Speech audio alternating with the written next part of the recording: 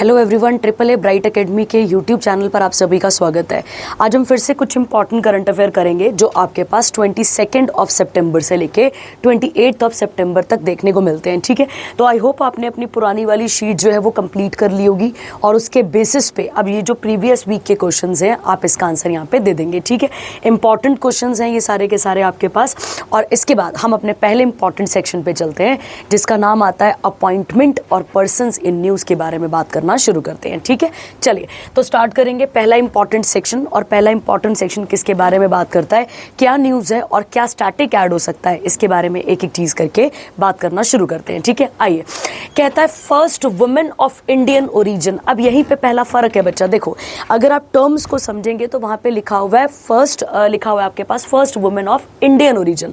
अब ऐसा कह सकते हैं कि जन्म तो भारत में हुआ है पर रही कहीं और है। ठीक है, कहीं और रही हुई है तो आप उन्हें क्या कहते हैं, यहाँ पे कह सकते हैं आप इंडियन ओरिजिन, आप इन्हें यहाँ पर कह सकते हैं। तो कहता है first women of Indian origin किसको हेड करने जा रही हैं, गौर करना समझना यहाँ पे। ठीक है, समझो। कहता है यूनाइटेड नेशंस ने अपॉइंट कराए किसे, तो आप याद रखेंगे क्या नाम है इनका, अमिता चौधरी। और अमिता चौधरी क्या बनी है बच्चा, तो देखो यहाँ पे group head of sustainability at American institutional assurance company. तो पहले इसकी हेड थी, ग्रुप हेड थी ये।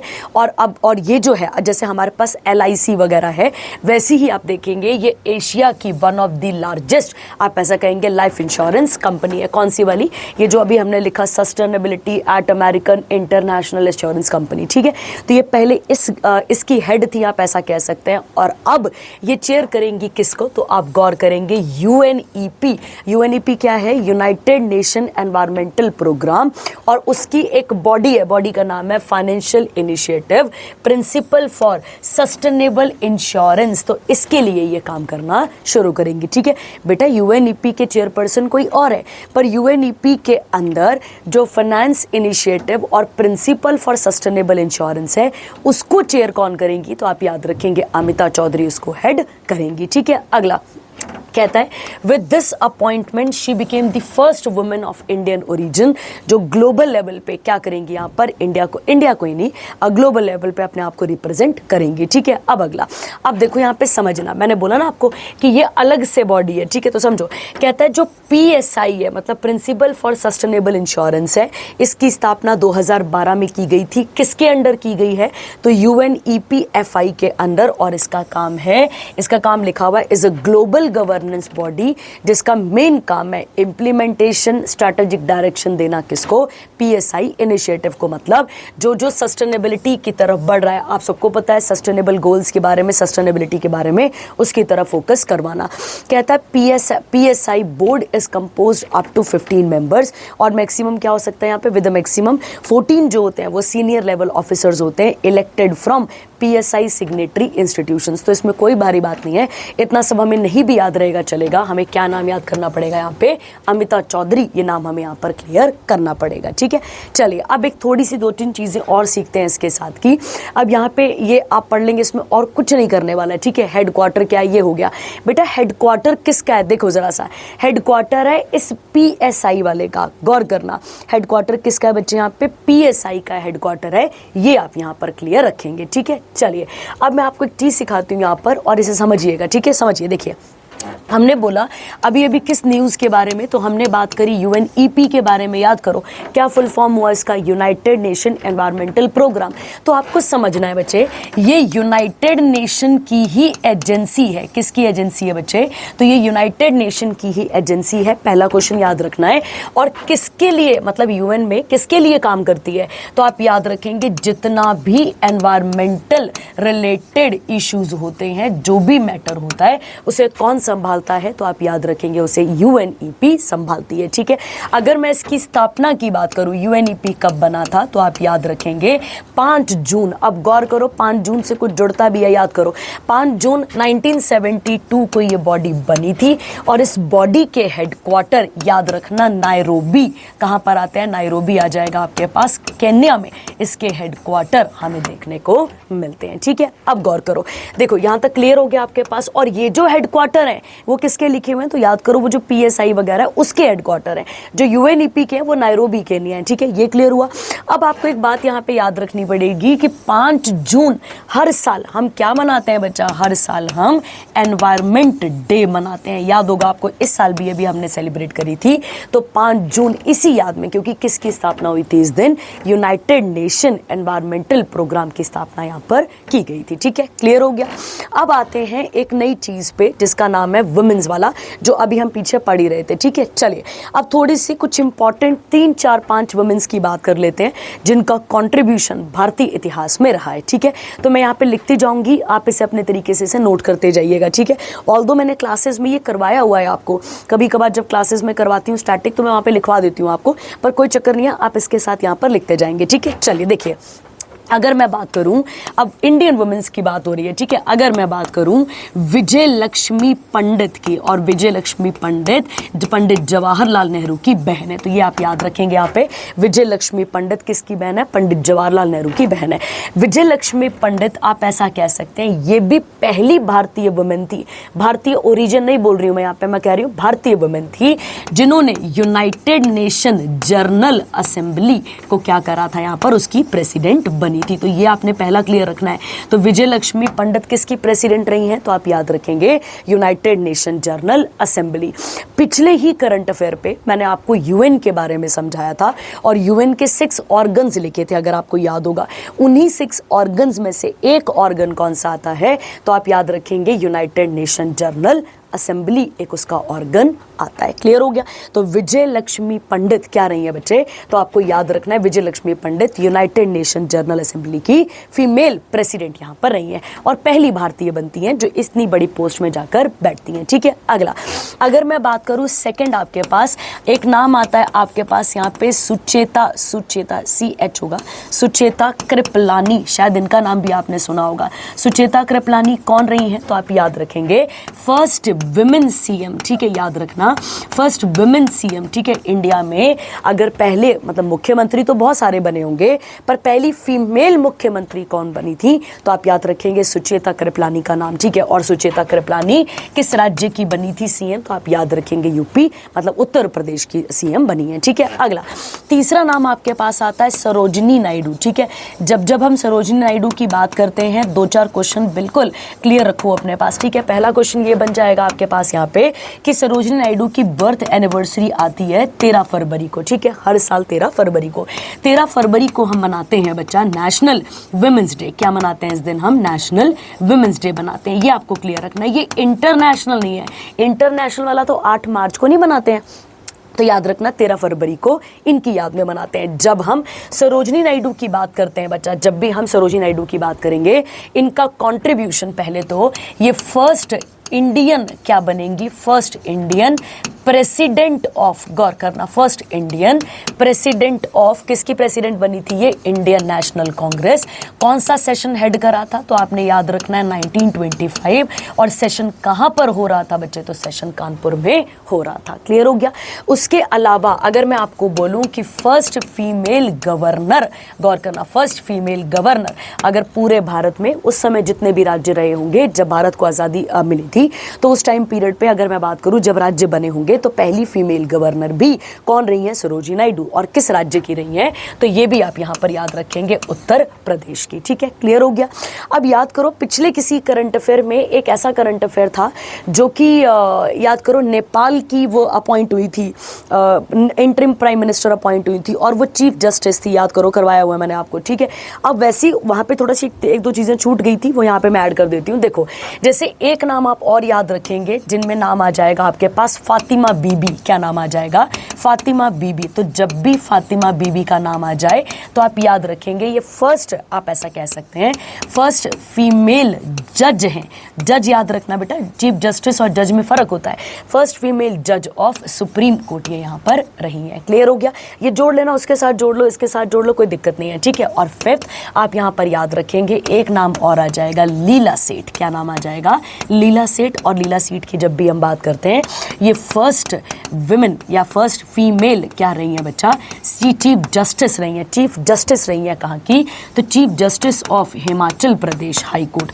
अगर किसी भी हाई कोर्ट को पहली कोई फीमेल मिली थी तो उनका नाम क्या था यहाँ पे, लीला सेठ। ठीक है, चलिए तो हमने 5 कुछ ना कुछ स्टैटिक के बारे में यहाँ पर सीख लिया है। ठीक है, चलिए आगे बढ़ते हैं। और भी फीमेल्स हैं पर बहुत टाइम लग जाता है, 5 यहाँ ऐड कर लो, अगली बारी फिर किसी वीडियो पे मैं 3-4 और ऐड करा दूंगी। ठीक है, चलिए आगे बढ़ते हैं। अब अगला करंट अफेयर क्या आता है, समझना इस करंट अफेयर को। ठीक है, समझिए। आप सबको पता है हमारे पास एक मिनिस्ट्री है जिसका नाम क्या है, मिनिस्ट्री ऑफ डिफेंस। और जो अभी किसके पास है, तो आप सबको पता है अभी किसके पास है, राजनाथ सिंह के पास है। ठीक है, क्लियर है ना सबको, अभी किसके पास है, तो राजनाथ सिंह के पास है। अब इसी मिनिस्ट्री ऑफ डिफेंस के अंदर, ध्यान से सुनना, इसी मिनिस्ट्री ऑफ डिफेंस के अंदर एक बॉडी होती है। ठीक है, अब समझाती हूं आपको कैसे करके क्या है। देखो, कहता है जो अपॉइंटमेंट कमेटी है किसकी बच्चा, कैबिनेट की, जिसे हमेशा कौन चेयर करते हैं, प्राइम मिनिस्टर नरेंद्र मोदी। और इन्होंने अनिल चौहान का जो टेन्योर है उसे एज अ सीडीएस, अब गौर करना बच्चे, समझना। देखो बेटा, एक तो सबसे पहले बेसिक समझते हैं, पहले बेसिक समझते हैं फिर न्यूज पे आते हैं। ठीक है, देखो अगर आपको याद होगा तो हम लोगों ने सीडीएस पोस्ट के बारे में पढ़ा हुआ है। मैं सीडीएस एग्जाम की बात नहीं कर रही हूँ, मैं सीडीएस पोस्ट के बारे में बात कर रही हूँ जिसका नाम है चीफ ऑफ डिफेंस स्टाफ। अगर आपको पता होगा तो एक कारगिल वॉर हुई थी, मैंने आपको करवाया हुआ है ये क्लासेस में भी, एक कारगिल वॉर हुई थी। और कारगिल वॉर कब हुई थी बच्चा, तो 1999 में। ठीक है, और इसमें हमारी तीनों फोर्सेस ने क्या करा, यहाँ पर पार्टिसिपेट करा था। ठीक है, पर अगर मैं आपको बात करूं, एक रियलिटी देखी जाए तो हम हारते हारते इस वॉर को क्या कर गए हैं, जीत गए हैं। तो जब हम हारते हारते इस वॉर को जीते तो एक, अब देखो बेटा, जब भी कोई वॉर होगी या बैटल होगी तो उसका क्या किया जाता है, उसका एक विश्लेषण या फिर आप ऐसा कहेंगे उसका एक पूरा का पूरा रिव्यू किया जाता है कि वो वॉर क्यों हुई है, उसका कारण क्या है। और कारण तो चलो समझ में भी आता है, क्या नुकसान हुआ, या अगर हम इस जगह पर और अच्छा पार्टिसिपेट कर सकते थे तो हम क्यों नहीं कर पाए, ये सब क्या किया जाता है, यहाँ पे रिव्यू वगैरह किया जाता है। तो 1999 में कारगिल वॉर होती है, आप सबको पता है। और उसके बाद एक कारगिल वॉर रिव्यू कमेटी बैठती है। गौर करना, कौन सी कमेटी बैठती है यहाँ पे, कारगिल वॉर रिव्यू कमेटी बैठती है। और ये रिव्यू कमेटी कब बैठी थी बच्चे, तो आप याद रखेंगे सन 2001 में ये बॉडी पूरी की पूरी बैठती है। ठीक है, और इसका मेन काम क्या था कि कारगिल वॉर के अंदर जो जो हुआ होगा, मतलब क्या क्या कैसे कैसे चीज़ें हुई हैं उसके बारे में यहाँ पर बात करती है। ठीक है, उसके अलावा जब हम बात करते हैं किसके बारे में, जब हम टाइमलाइन पे आते हैं और टाइमलाइन 2019 की आती है तो गौर करना, एक लेफ्टिनेंट जनरल हैं जिनका नाम आएगा डीबी शेकातकर आएगा उनका नाम। ठीक है, हाँ शेकातकर, और शेकातकर कह सकते हैं आप यहाँ पे, शेकात होगा ना, KATKAR। ठीक है, तो हम बात करते हैं 2019 में, अगर आपको पता, 2019 में कमेटी रिकमेंड करती है कि एक एक्सपर्ट को बैठाती है, उस एक्सपर्ट का नाम था डीवी शेकातकर। और ये बताते हैं कि एक ऐसी पोस्ट होनी चाहिए, गौर करो, एक ऐसी पोस्ट होनी चाहिए जो तीनों फोर्सेस को, चाहे वो आर्मी हो, चाहे वो एयरफोर्स हो, चाहे वो अपने पास नेवी हो, इनका कोऑर्डिनेशन बना पाए। इसीलिए एक पोस्ट क्रिएट की जाती है जिसका नाम क्या आता है बच्चे, CDS। ठीक है, क्लियर हो गया। और पहले ऐसे CDS कौन बने थे, याद करो, जनरल विपिन रावत, जिनका फिर याद करो प्लेन क्रैश हुआ था। ठीक है, तो जनरल विपिन रावत, ये आप यहाँ पर क्लियर रखेंगे। तो ये कौन बने थे पहले, हमारे पहले CDS यही थे। क्लियर हो गया। अब आओ न्यूज़ पे, न्यूज़ क्या कह रही है। ठीक है, समझो, कहता है पहले तो टेन्योर बढ़ गया किसका, जनरल अनिल चौहान का। अब अनिल चौहान क्या बन गए, CDS का टेन्योर भी बढ़ा, साथ ही साथ ध्यान से सुनना, जो भी बंदा CDS होगा, ध्यान रखेंगे, वो एक्स ऑफिशियो, क्या होगा यहाँ पे, एक्स ऑफिशियो चेयरमैन होगा, सॉरी एक्स ऑफिशियो सेक्रेटरी होगा। और सेक्रेटरी किसका होगा बच्चे, तो क्या लिखा है यहाँ पे, डिपार्टमेंट ऑफ मिलिट्री अफेयर्स का। क्लियर हो गया। तो ये आपने यहाँ पर सीखना है। ठीक है, अब समझ में आ गया। तो ये अगर मैं आपको बोलूँ कि अपने पास अभी CDS कौन है, तो अनिल चौहान है। अनिल चौहान के टेन्योर को बढ़ाया गया है। और उसी के साथ साथ अगर हम बात करते हैं यहाँ पे उनका, अब उनके पास एक और बॉडी रहती है CDS की तरह, तो वो काम करते ही हैं। उसके अलावा उनके पास एक सेक्रेटरी ऑफ डिपार्टमेंट भी है जिसे आप एक्स ऑफिशियो यहाँ पर डिपार्टमेंट कह सकते हैं। अब मैं थोड़ा सा आपको जोड़ के बताती हूँ, याद करो।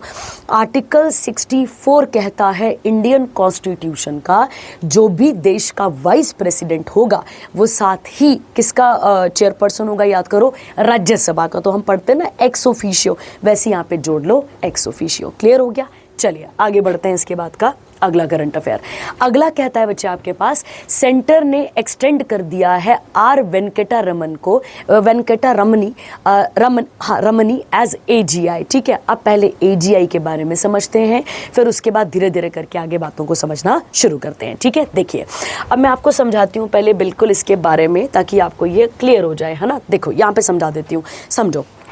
आपको याद होगा जब आप इंडियन कॉन्स्टिट्यूशन पढ़ते हैं,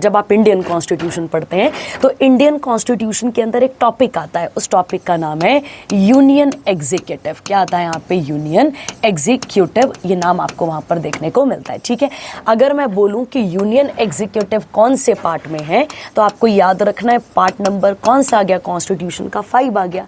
अगर मैं आपको बोलूँ कि यूनियन एग्जीक्यूटिव किस किस से मिलकर बनता है, तो याद करो किस किस से मिलकर बनता है, याद करते हैं। एक आता है आपके पास प्रेसिडेंट, एक कौन आएगा आपके पास, वाइस प्रेसिडेंट, एक कौन आता है प्रधानमंत्री, एक कौन आते हैं काउंसिल ऑफ मिनिस्टर, और एक आता है बच्चे अटॉर्नी जनरल ऑफ इंडिया। कौन आता है? Attorney general of India. इसको हम देश का वकील कहते हैं। क्या कहते हैं इसको? हम देश का वकील कहते हैं। ठीक है, तो यूनियन एग्जीक्यूटिव कंसिस्ट ऑफ, तो याद रखेंगे, प्रेसिडेंट, वाइस प्रेसिडेंट, प्रधानमंत्री, काउंसिल ऑफ मिनिस्टर और अटॉर्नी जनरल ऑफ इंडिया को मिलाकर बनता है आपके पास कौन बनता है आपके पास? यूनियन एग्जीक्यूटिव बनता है। अब इन सबको तो अभी मारो गोली, हम यहाँ पर किसके बारे में बात करने जा रहे हैं? अटॉर्नी के बारे में। तो पहले आपको ये क्लियर हो गया कि ये यूनियन एग्जीक्यूटिव का ही कोई बंदा होता है। ठीक है, अब आओ न्यूज़ पे, ताकि आपको न्यूज़ पूरे तरीके से यहाँ पर समझ में आ जाए। ठीक है, आइए अब ये बाद में पढ़ते हैं, पहले यहाँ से पढ़ना शुरू करते हैं। ठीक है, देखिए क्या लिखा हुआ है। कहता है the attorney general is the highest law officer. कोई भारी बात तो नहीं है, जैसे मैंने अभी आपको बोला कि इसे क्या कहा जाता है, इसे देश का वकील कहा जाता है, तो कोई भारी बात तो नहीं है। कहता है इसके बाद का, ये सेंट्रल गवर्नमेंट का सेंट्रल गवर्नमेंट के क्या होते हैं? हाईएस्ट लॉ ऑफिसर होते हैं, और उनके लीगल एडवाइजर की तरह भी काम करते हैं। अगर मान लो मेरा और आपका झगड़ा हो जाए, तो मेरे और आपके झगड़े में कौन पहुंचेगा? हमारा वकील अपने तरीके से। पर वैसे ही अगर देश का कोई मैटर हो जाए या देश को कहीं रिप्रेजेंट करना पड़ जाए, तो कौन आता है अपने पास? तब हमारे पास आते हैं अटॉर्नी जनरल ऑफ इंडिया, यहाँ पर आते हैं। ठीक है, क्लियर हो गया? ये क्लियर हुआ। अब आगे समझो इसके साथ का क्या लिखा हुआ है। ठीक है, देखो कहता है इनको अपॉइंट कौन करता है, तो इनको अपॉइंट कौन करता है? प्रेसिडेंट ऑफ इंडिया करता है। कौन से आर्टिकल में ये लिखा हुआ है?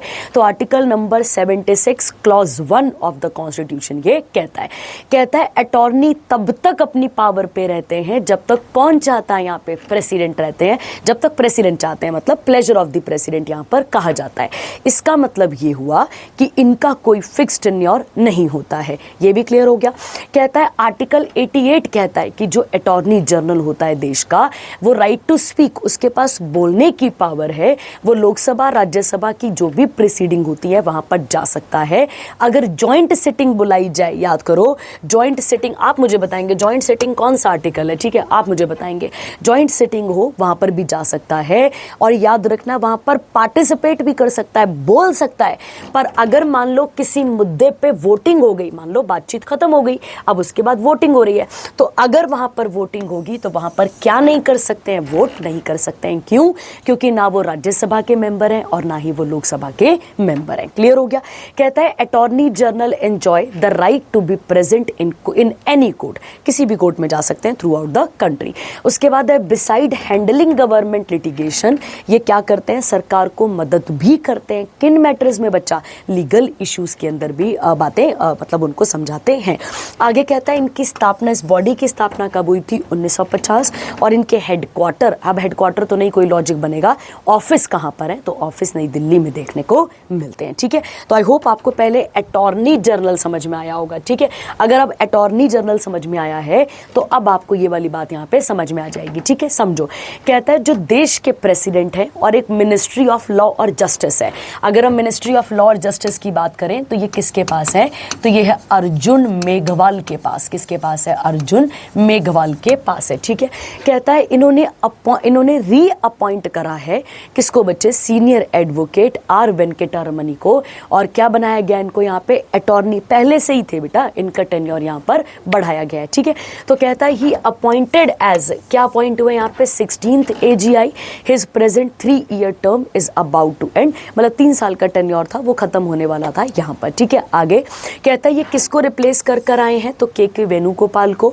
और इनकी किताब भी आती है आपके पास जिसका नाम है roses without thorns. Last year ये किताब आ चुकी है। ठीक है, तो ये आपने पढ़ लेना है और इसके साथ ये कवर आपके पास यहाँ पर हो जाएगा। ठीक है, चलिए आगे बढ़ते हैं इसके साथ का और अगला देखते हैं। ठीक है, आइए नेशनल अफेयर्स आते हैं आपके पास। अब नेशनल को पढ़ के भी देखते हैं और क्या क्या क्वेश्चन बन सकते हैं, इसको यहाँ पर वाइंड अप करते हैं। ठीक है, देखिए कहता है इंडिया का AI इम्पैक्ट समिट हुआ है। को पता है इंडिया को विकसित भारत करना है, सबको पता है। ठीक है, 2047 तक 2047 तक हमें इंडिया को क्या करना है? विकसित भारत करना है। अगर हमें उस दौर पे दौड़ना है तो हमें अपना डिजिटलाइजेशन, हमें अपना इंफ्रास्ट्रक्चर, सब कुछ क्या करना होगा? टॉप लेवल पे लेके जाना होगा।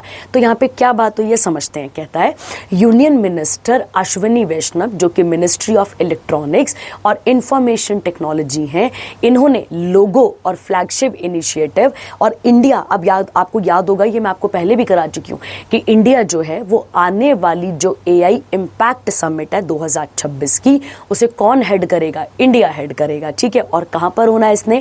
तो नई दिल्ली में इस इवेंट ने पूरे के पूरे होना है। ठीक है, अब आइए, अब हमें क्या सीखना है यहाँ पर समझो। ये तो हमें क्लियर हो गया 2026 में होगी और कहाँ पर होगी? नई दिल्ली में होगी। अब कहता है बच्चे लोगो क्या आया है? तो लोगो समझो, क्या लोगो आया है बच्चे? यहाँ पर गौर करो, अशोक चक्र।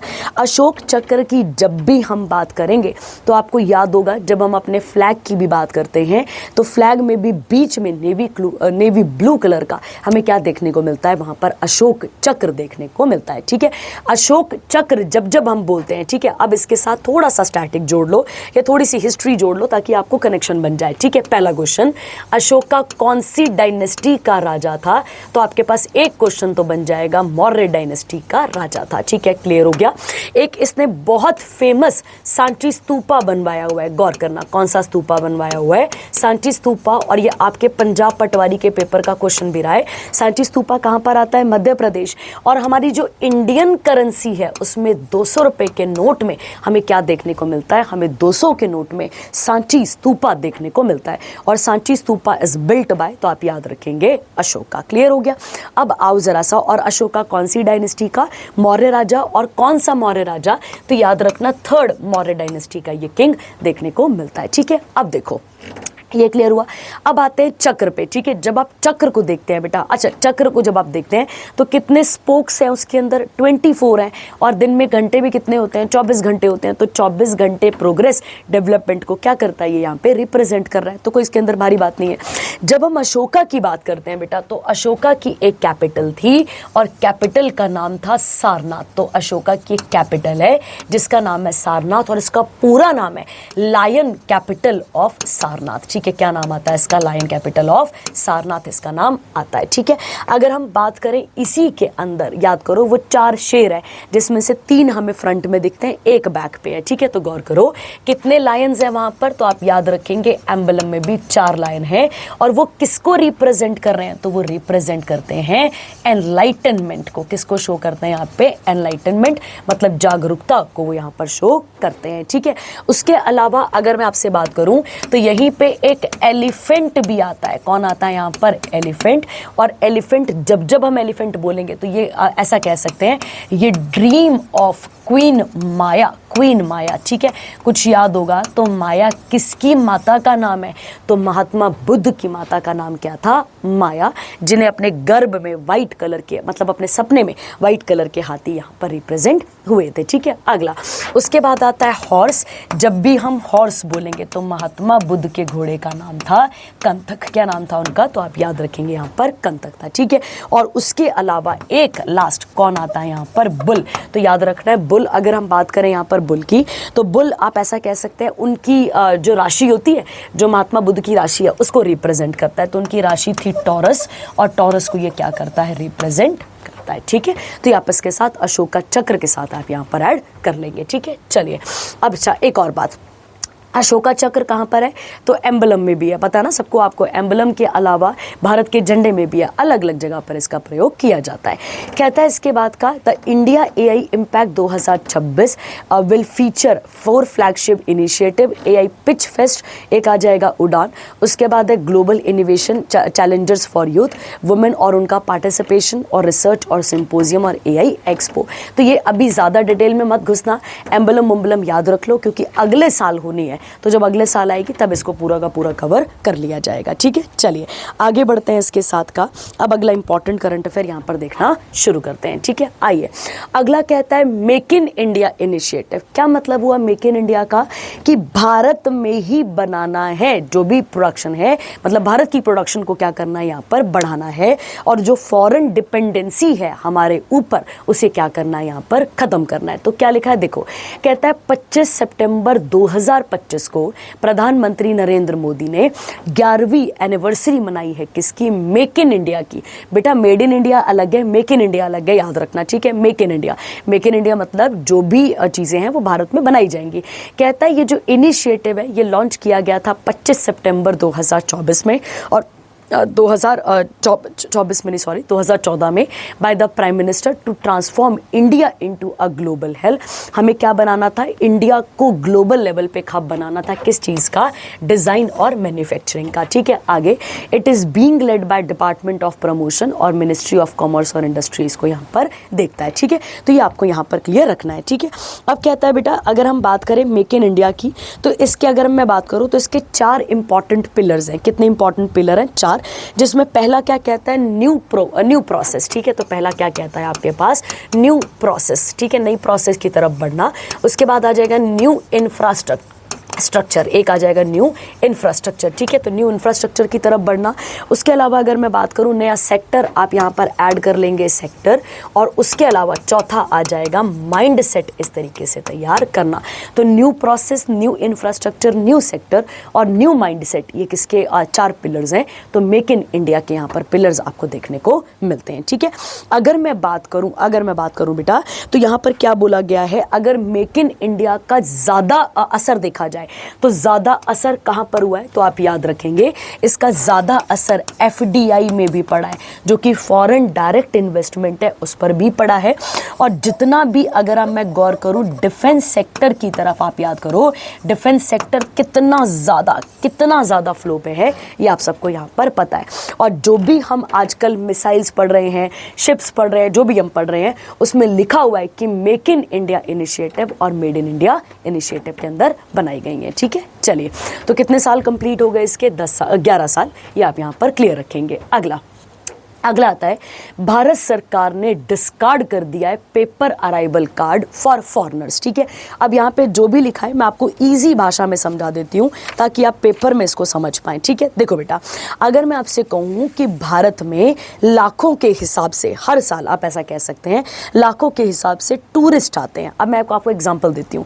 अभी जब मैं इस डेटा को पढ़ रही थी तो वहाँ पर डेटा में ये भी लिखा हुआ था कि सबसे ज़्यादा जो टूरिस्ट हैं वो ताजमहल को देखने भी आए हुए हैं, ठीक है। तो आप ऐसा कह सकते हैं यूपी का भी टूरिज्म बढ़ता है, और टूरिज्म से बहुत सारे राज्यों को पैसा आता है, पहाड़ी क्षेत्रों को पैसा आता है, सबको पैसा आता है बेटा। देखिए तो माना जाता है कि लाखों के हिसाब से जो टूरिस्ट हैं वो क्या करते हैं बच्चे, इंडिया में एंट्री करते हैं, ठीक है। हम किसकी बात कर रहे हैं बच्चे, हम टूरिस्ट की बात कर रहे हैं, ध्यान रखना। हम अपने जाने की बात नहीं कर रहे, हम कह रहे हैं कि हमारे इंडिया में जब कोई आता है तो कहता है बट एयरपोर्ट पे क्या प्रॉब्लम होती है, उन्हें बहुत सारी फॉर्मेलिटी से होकर निकलना पड़ता है, ठीक है। बहुत सारी फॉर्मेलिटीज होती हैं कि मतलब आप यहाँ पर क्यों वहाँ आए हैं, कहाँ रुकेंगे, फलाना, बहुत सारी फॉर्मेलिटीज उनको यहाँ पर करनी पड़ती है। बट अब 1 अक्टूबर 2025 से, मतलब पिछले कल से 1 अक्टूबर 2025 से कुछ चेंजेस किए जा रहे हैं। किसको लेकर बच्चा, चेंजेस उनके आने को लेकर नहीं किए जा रहे हैं, आएंगे तो हमारा ही टूरिज्म बढ़ेगा ना, आने को लेकर चेंजेस नहीं है, चेंजेस किए जा रहे हैं किस चीज़ को लेकर, जो उनको फॉर्मेलिटीज यहाँ पर आके करनी पड़ती हैं। तो उनको जो आकर यहाँ पे फॉर्मेलिटीज करनी पड़ती है उनको आसान करना है, ताकि टूरिस्ट को ये ना लगे कि हम इंडिया में आए और यहीं पे एयरपोर्ट पे हमारा टाइम निकल गया, वेस्ट हो गया टाइम, या बहुत ज़्यादा जो टाइम उनका लग जाता है। तो कहता है अब जो कोई भी टूरिस्ट, चाहे वो स्टडी पर्पस से आ रहा हो, चाहे वो पढ़ाई के पर्पस से आ रहा हो, चाहे घूमने के पर्पस से आ रहा हो, या फिर आप कह सकते हैं किसी बिजनेस पर्पस के लिए इंडिया में आ रहा होगा, तो मतलब इंडिया में जब वो आएंगे तो यहाँ पर उन्हें डिजिटल अराइवल कार्ड सबमिट कराना पड़ेगा। डिजिटल का मतलब क्या हो गया, आप उसे घर बैठे आराम से वहाँ पर भर सकते हैं, मतलब जिससे वो आसानी से कहाँ पर एंट्री कर सकेंगे, भारत में एंट्री कर सकेंगे। ठीक है, ई अराइवल कार्ड हासिल करने के लिए पैसेंजर, मतलब आपको क्या होना पड़ेगा, पहले आपको टूरिस्ट तो होना ही पड़ेगा, उसके साथ साथ मतलब अब ई अराइवल कार्ड को हासिल करने के लिए पैसेंजर को अपना पासपोर्ट नंबर वहाँ पर डालना होगा, प्लस अपनी नेशनैलिटी डालनी होगी, इंडिया में आने का कारण बताना होगा, और कहाँ रहना है, मोबाइल नंबर, ये सब उसको क्या करना पड़ेगा, सबमिट करना पड़ेगा। और एट प्रेजेंट जब भी कोई विदेशी आता है तो उसे एयरपोर्ट पे इमिग्रेशन ऑफिस जाकर एक फॉर्म भरना पड़ता है, जिसको हम कहते हैं अराइवल फॉर्म, उसको वहाँ पर भरना पड़ता है, और इस प्रोसेस में सच में बहुत ज़्यादा लंबा टाइम निकल जाता है। क्लियर हो गया आपके पास? तो इसी को और आसान करने के लिए ये सारी चीज़ें यहाँ पर इंट्रोड्यूस की गई हैं। क्लियर हो गया आपके पास? तो ये आपको यहाँ पर क्लियर रखना है। ठीक है, सीधा सीधा करंट अफेयर था। और याद करो, अभी हमने पिछले कुछ दिनों पहले 8 से लेकर 14 सितंबर वाली जो शीट पड़ी थी, उसके अंदर हमने fast track immigration trusted traveller programme के बारे में भी पढ़ा था, जो 5 नए एयरपोर्ट पे इंट्रोड्यूस हुआ है। तो मतलब इंडिया क्या करने जा रहा है, इंडिया टूरिज्म सेक्टर को और बढ़ाने जा रहा है।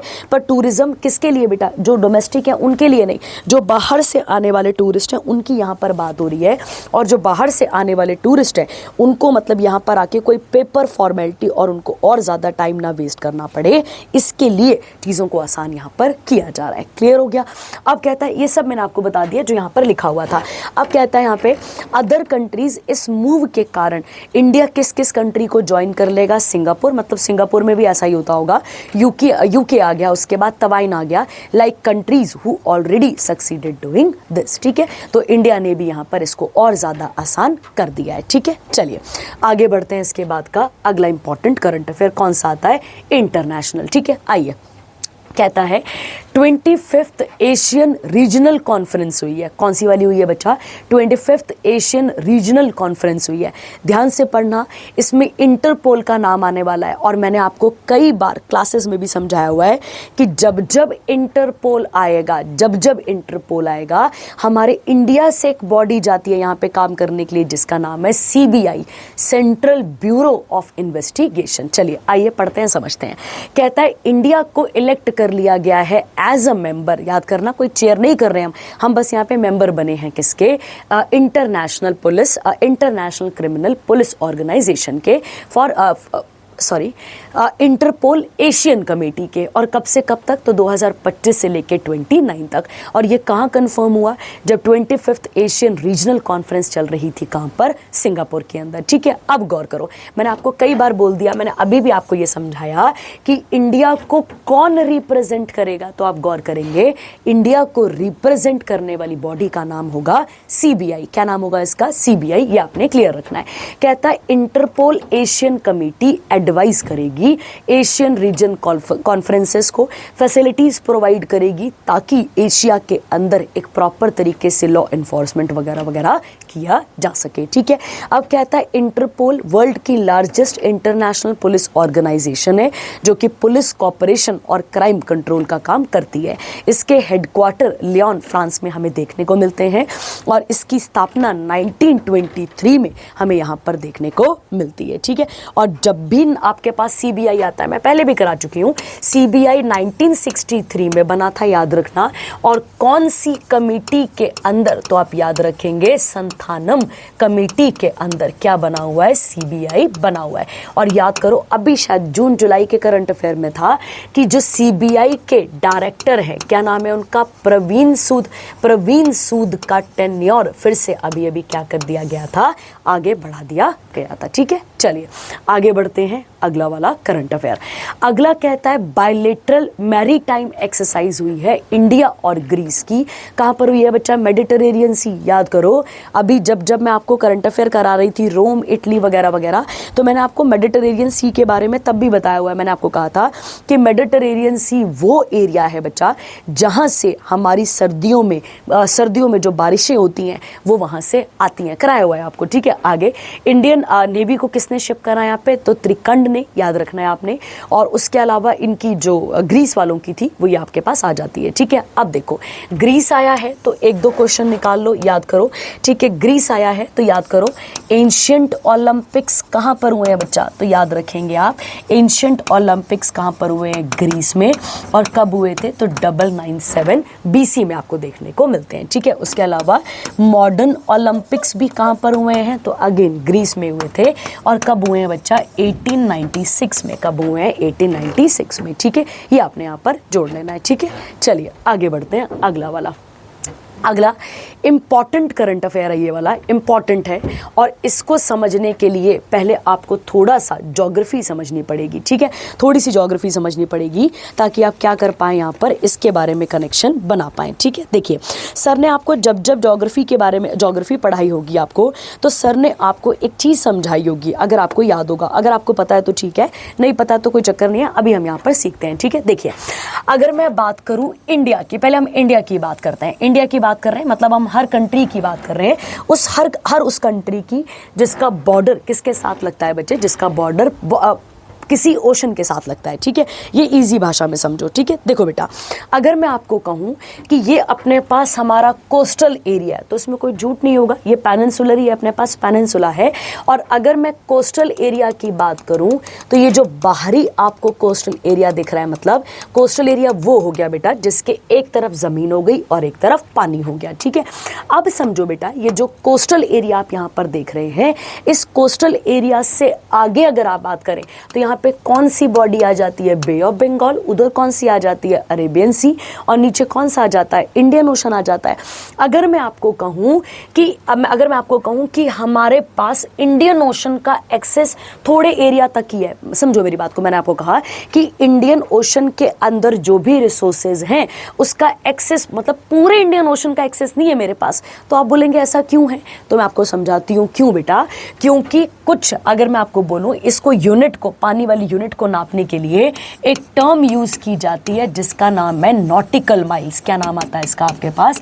नॉटिकल माइल्स, इसका नाम आपके पास निकल कर आता है, ठीक है। समझना मैं क्या समझा रही हूँ। देखो अगर मैं आपको बोलूँ कि इस बेस लाइन से, मतलब जहाँ से कोस्टल एरिया है, जहाँ पे कोस्टल एरिया अपने पास, इस बेस लाइन से अगर मैं आपको कहूँ कि 12 नॉटिकल माइल, अगर हम यहाँ से कितने नॉटिकल माइल चलते हैं? 12 नॉटिकल माइल, मतलब इस कोस्टल एरिया से 12 नॉटिकल माइल आगे बढ़ते हैं तो इसे कहा जाता है बच्चे टेरिटोरियल सी। क्या कहा जाता है इसे?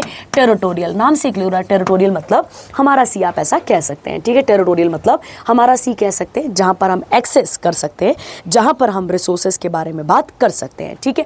अगर मैं आपसे बोलूं इसी लाइन से जब हम आगे चलते हैं, ठीक है, और कितना आगे चले गए तो 24 नॉटिकल माइल। कितना आगे गए बेटा? यहाँ पर 24 नॉटिकल माइल चले गए तो इसे कहा जाता है कॉन्टेजियस जोन। इसे यहाँ पर कहा जाता है, क्या कहते हैं इसको? कॉन्टेजियस जोन कहा जाता है, ठीक है। अब अगर मैं बात करूँ इससे भी अगर हम आगे चलते हैं, तो वो आगे कितना होगा? यहाँ पर मान लो यहाँ से 200 नॉटिकल माइल। कितना नॉटिकल माइल? 200 nautical mile. इसे कहा जाता है बच्चे एक्सक्लूसिव, ध्यान देना, इसे कहा जाता है एक्सक्लूसिव इकोनॉमिक, क्या कह देते हैं इसको हम? जोन कहते हैं। क्या कहते हैं? Exclusive economic zone. मतलब आप ऐसा समझो कि इस पर्टिकुलर एरिया तक, अब इस पर्टिकुलर 200 नॉटिकल माइल तक, और 200 नॉटिकल माइल अगर मैं किलोमीटर में बोलूं तो 370 किलोमीटर, आप ऐसा कह सकते हैं। मतलब यहां से लेके 370 तक का जो भी पानी वाला ये एरिया है, जो भी पानी वाला एरिया है, इसमें इंडिया क्या कर सकता है, रिसोर्सेस को पानी से निकाल भी सकता है, जो करना चाहे उसका एक्सेस, मतलब 370 किलोमीटर तक कोस्टल लाइन से लेकर हमारे पास सारा का सारा एक्सेस है। ये क्लियर हो गया आपके पास। पर बेटा इसके आगे वाला क्या हुआ, तो इसके आगे वाले को कहा जाता है हाई सीज। क्या कहा जाता है उसे? हाई सीज कहा जाता है। क्या कहते हैं इसके आगे वाले को? High seas. ये हमारे डोमेन में नहीं होता है। मतलब अब मैं आपको समझाती हूँ। अब पहले न्यूज़ में आओ। पहले ये थोड़ा सा समझ में आया होगा आपको कि अगर कोस्टल लाइन से 12 नॉटिकल माइल चलते हैं तो उसे क्या कहा जाता है? टेरिटोरियल। उसके अलावा अगर 24 जाते हैं तो ये कॉन्टेजियस जोन होता है। उसके बाद 200 जाते हैं तो एक्सक्लूसिव इकोनॉमिक जोन। और उसके अलावा अगर आप इसको भी आगे पार कर जाएं तो क्या आता है? हाई सीज आता है। अब पहले न्यूज़ को पढ़ना, थोड़ा सा समझ में आया तो अब आपको पूरा समझ में आएगा। देखिए कहता है BBNJ ट्रीटी अचीव्स, कहता है आपके पास यहाँ पे 60 रेटिफिकेशंस। रेटिफिकेशन का मतलब क्या होता है? कंफर्मेशन। पढ़ते हैं। कहता है the treaty formally known as agreement under the United Nation convention on the law of the sea. मतलब अभी तक समुद्रों को लेकर या समुद्रों के ऊपर कानून बनाने को लेकर एक बॉडी थी जिसका नाम था अनक्लॉज। क्या नाम था उसका? अनक्लॉज। याद रखना है। On the conservation and sustainable use of marine biological diversity. तो पानी को लेकर जितना भी मुद्दा होता था, या मतलब इकोसिस्टम को, मरीन इकोसिस्टम को प्रोटेक्ट करने के लिए, ये सारा काम कौन करता था? अभी तक अनक्लॉज करता था।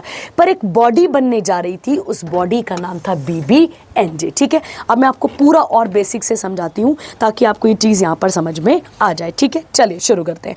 तो मैं आपको समझाती हूँ, एक एक लाइन क्लियर रखना ताकि आपको यहाँ पर चीज़ें क्लियर रहें। ठीक है, देखो ये जो अपने पास BBNJ ट्रीटी है, सुनो, जो अपने पास BBNJ ट्रीटी है इसी को कहा जाता है हाई सी ट्रीटी। क्या कहते हैं बेटा इसको? हम इसी को हम कहते हैं हाई सी। और याद करो, मैंने अभी आपको हाई सी कहाँ पर बताया हुआ है? मैंने अभी आपको हाई सी बताया। समझो, कहता है बच्चे सुनो, किसी भी देश की कोस्टल लाइन के बाहर ओशन का ऐसा एरिया होता है, समझो, मतलब किसी भी देश की कोस्टल लाइन के बाहर, समझो, कोस्टल लाइन के बाहर ओशन का ऐसा एरिया होता है जहां पर उस देश के राइट होते हैं। ये तो क्लियर हो गया आपको। तो राइट हमारे कहां तक हो गए? EE मतलब एक्सक्लूसिव इकोनॉमिक जोन तक हो गए अपने पास। बट ऐसे ही जब हम आगे बढ़ते हैं तो कुछ एरिया तक हमारे राइट होते हैं, मतलब कुछ ही एरिया तक हमारे राइट होते हैं। ऐसे नहीं कि पूरा ओशन हमारा हो गया। ठीक है, बट एक ऐसी बाउंड्री आती है जहां उस देश के राइट क्या हो जाते हैं बच्चा?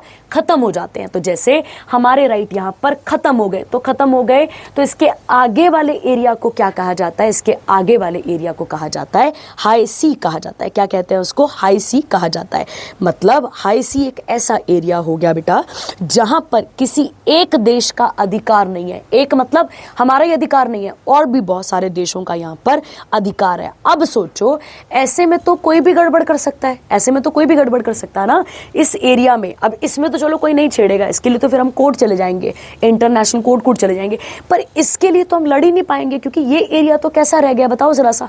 ये तो वो एरिया बन गया बच्चे जो कि सबके एक्सेस के लिए हो गया। मतलब कोई भी आकर क्या कर सकता है? यहाँ पे रिसोर्सेज को यहाँ पर ले सकता है। तो जो डेवलप्ड नेशंस हैं वो इन सीज का क्या करते हैं? भरपूर यूज करते हैं। और जो डेवलपिंग होते हैं उनकी एक डिमांड थी कि भाई प्लीज इस पानी को या इस एरिया को क्या किया जाए? कंट्रोल किया जा सके। ठीक है, तो कहता है इसीलिए हाई सीज को प्रोटेक्ट करने के लिए, किसको प्रोटेक्ट करना है बच्चे? इस हाई सीज को प्रोटेक्ट करने के लिए क्या किया गया यहाँ पे? देश हमें क्या चाहिए थी? हमें नहीं, मतलब पूरे वर्ल्ड को क्या चाहिए थी? कुछ देशों की परमिशन चाहिए थी।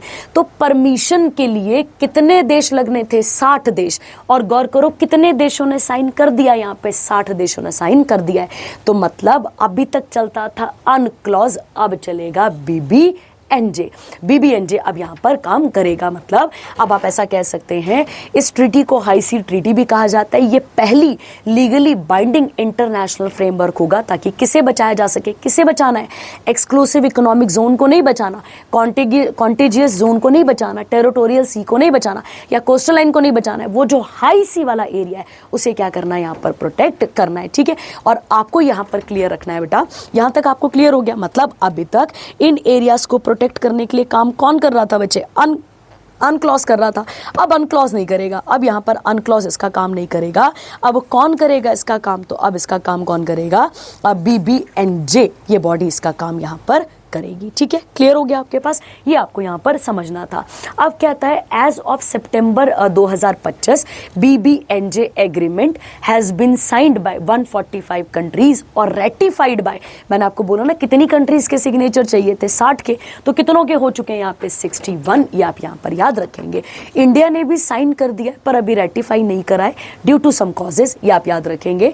और 17 जनवरी 2026 को the treaty will enter into 120 days. ठीक है, बस इतना सा याद रखो। ठीक है, तो याद रखना है किस पानी को बचाना है, बताओ जरा सा। यहाँ पे हमें बचाना है एक्चुअली में किसको, हाई सीज को हमें यहाँ पर क्या करना है, प्रोटेक्ट करना है। ठीक है, तो सीधा सीधा करंट अफेयर था, ज्यादा नहीं है। मतलब अगर मैं आपको बोलूं कि इस हाई सीज को संभालना सबकी ड्यूटी है, तो ये हम यहाँ पर कह सकते हैं। ठीक है, चलिए आगे बढ़ते हैं। अगला आता है 2025वां एडिशन हुआ है किसका, CSIR का, और ये कहाँ पर हुआ है बच्चे, तो आप याद रखेंगे साउथ अफ्रीका में।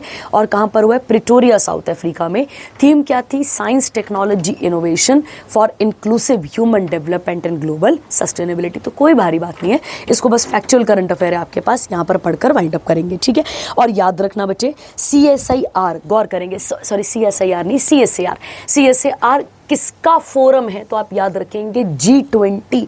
कुछ याद है, नमोनिक कराया हुआ है, गुरुजी सीता अब SSC FCI में पास हो गई है या सिलेक्ट हो गई है, करवाया हुआ है आपको, ये नमोनिक कराया हुआ है। इस नमोनिक को लिखना और इसके बेसिस पे कंट्रीज को लिख लेना। ठीक है, आगे कहता है, और ये आपको क्लियर हो गया। अब यहाँ पर किन किन मुद्दों पे बात होगी, तो क्लाइमेट चेंज हो गया, उसके अलावा आपके पास इनइक्वालिटी हो गई, और जो सस्टेनेबल डेवलपमेंट गोल्स हैं उनकी प्रोग्रेस इतनी स्लो क्यों है, इसके ऊपर भी यहाँ पर बातचीत की जाएगी। ठीक है, चलिए आगे बढ़ते हैं। अगला आता है साइंस समिट हुई है 2025 की, और कहां पर हुई है, तो आप याद रखेंगे यूनाइटेड नेशन जनरल असेंबली। ठीक है, तो गौर करते हैं, समझते हैं।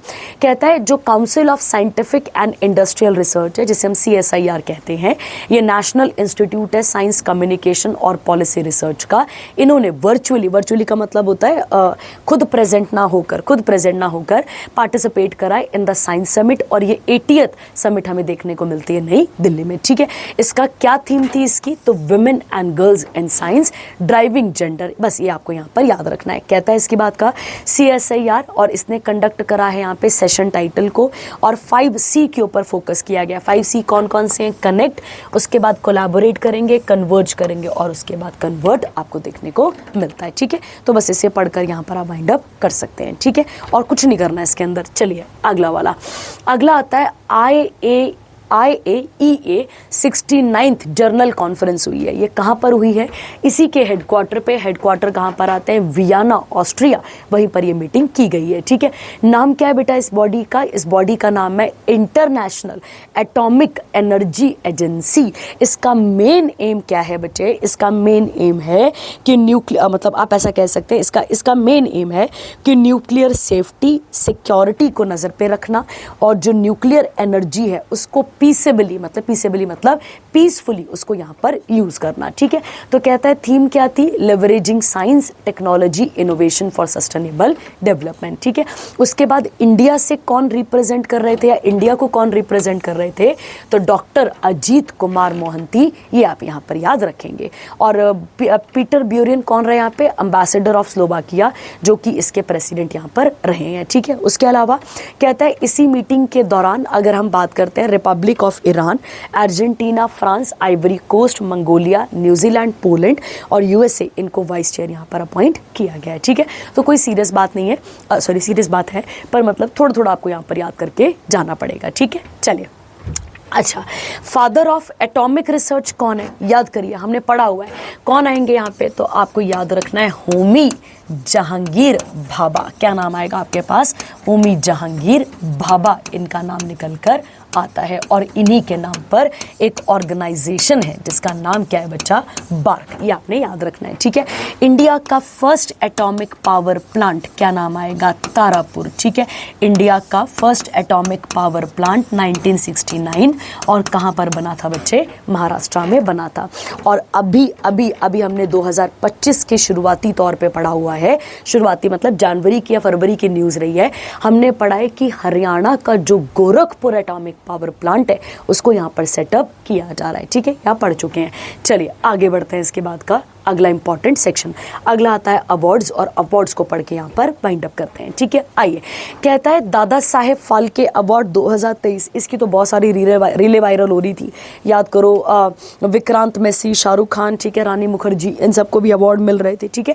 पर हमें यहाँ पे पहले किसके बारे में पढ़ना पड़ेगा? दादा साहेब फाल्के अवार्ड के बारे में पढ़ना पड़ेगा, ठीक है। आइए अब पहले यहाँ से समझते हैं, फिर उसके बाद न्यूज़ पे आते हैं। कहता है दादा साहेब फाल्के अवार्ड की स्थापना 1969 में हुई थी, और कौन किसने करी इसकी स्थापना? भारत सरकार ने। और किसकी याद में? तो धुंधीराज गोविंद फाल्के के नाम पर, जिन्हें हम फादर ऑफ इंडियन सिनेमा के नाम से भी जानते हैं, जिन्होंने इंडिया की पहली फीचर फिल्म बनाई थी जिसका नाम क्या था? राजा हरिश्चंद्र 1913 में, ठीक है। ये क्लियर हो गया। और ये लाइफ टाइम अचीवमेंट अवार्ड होता है बेटा, एक ऐसे पर्सन को दिया जाता है जिसका बहुत बड़ा कंट्रीब्यूशन रहा है कहां पर? मूवीज के अंदर। तो कहता है मिनिस्ट्री ऑफ इंफॉर्मेशन और ब्रॉडकास्टिंग ने अनाउंस करा है कि मलयालम एक्टर और पद्म अवार्डी मोहनलाल विश्वनाथन नायर, इनको क्या दिया गया है इस बार का? इस बार मतलब 2023 वाला दिया गया है, 2023 का दादा साहेब फाल्के अवार्ड दिया गया है। और ये इंडिया का जो सिनेमा है उसका हाईएस्ट ऑनर आपको देखने को मिलता है। ये 55th रेसिपिएंट बने हुए हैं, आपने याद रखना है। इनसे पहले अगर मैं बात करूं, इनसे पहले एक और मलयालम एक्टर थे या फिल्म पर्सनालिटी थे जिनको ये अवार्ड मिल चुका है, उनका नाम है अदूर गोपाला कृष्णन इन 2004 के अंदर, ठीक है। तो ये आप यहाँ पर क्लियर रखेंगे, ठीक है। आगे इसके बाद का अगला आता है इन 2024 the veteran Indian actor turned politician. 2024 वाला जो है वो किसे दिया गया था? तो आप याद रखेंगे मिथुन चक्रवर्ती को। और ध्यान देना, दिया 2024 में है, पर कौन से साल के लिए दिया जा रहा है? 2022 के लिए दिया गया था। वो 54th रेसिपिएंट हमें देखने को मिलते हैं, ठीक है। चलिए आगे बढ़ेंगे इसके साथ। अगला वाला, अगला आता है best state award for silk development, ठीक है। किस राज्य को मिला है? आंध्र प्रदेश को। तो एक स्कीम है जिसका नाम है मेरा रेशम मेरा अभिमान प्रोग्राम, और ये किसका इनिशिएटिव है? सेंट्रल सिल्क बोर्ड का इनिशिएटिव है। और ये एक ऑटोनॉमस बॉडी है जो किसके लिए काम करती है? मिनिस्ट्री ऑफ टेक्सटाइल के लिए ये काम यहाँ पर करती है, ठीक है। और ये बॉडी कब बनी है सिल्क वाली? तो आप याद रखेंगे 1948 में ये क्या कर गई थी? यहाँ पर बनी थी, ठीक है। तो ये अवार्ड कब दिया गया? जब 76th central silk board foundation day चल रहा था बेंगलुरु कर्नाटका में। और ध्यान रखना, अभी जब अपने पास क्या हुआ था, ये जो अपने पास इंडिपेंडेंस डे की परेड चल रही थी, उसमें भी एक टैब्ल्यू अवार्ड मिला था। किसको? तो आप याद रखेंगे सेरीकल्चर डिपार्टमेंट। और याद रखना, सेरीकल्चर किसकी खेती को कहा जाता है? सिल्क की खेती को सेरीकल्चर यहाँ पर कहा जाता है, ठीक है। जब हम सिल्क की बात करते हैं बेटा, तो आप याद रखेंगे इंडिया जो है वो सेकंड लार्जेस्ट प्रोड्यूसर है। इंडिया सेकंड लार्जेस्ट प्रोड्यूसर है किसका बच्चे? सिल्क का। तो ये आपने यहाँ पर क्लियर रखना है, ठीक है। तो India is the second largest producer of silk in the world after, तो आप याद रखेंगे किसके बाद? तो आपने याद रखना है यहाँ पे चाइना के बाद, ठीक है। अब याद रखो कौन कौन सी वैराइटीज़ कहेंगे आप यहाँ पे सिल्क की, तो कौन कौन सी आती है आपके पास यहाँ पे?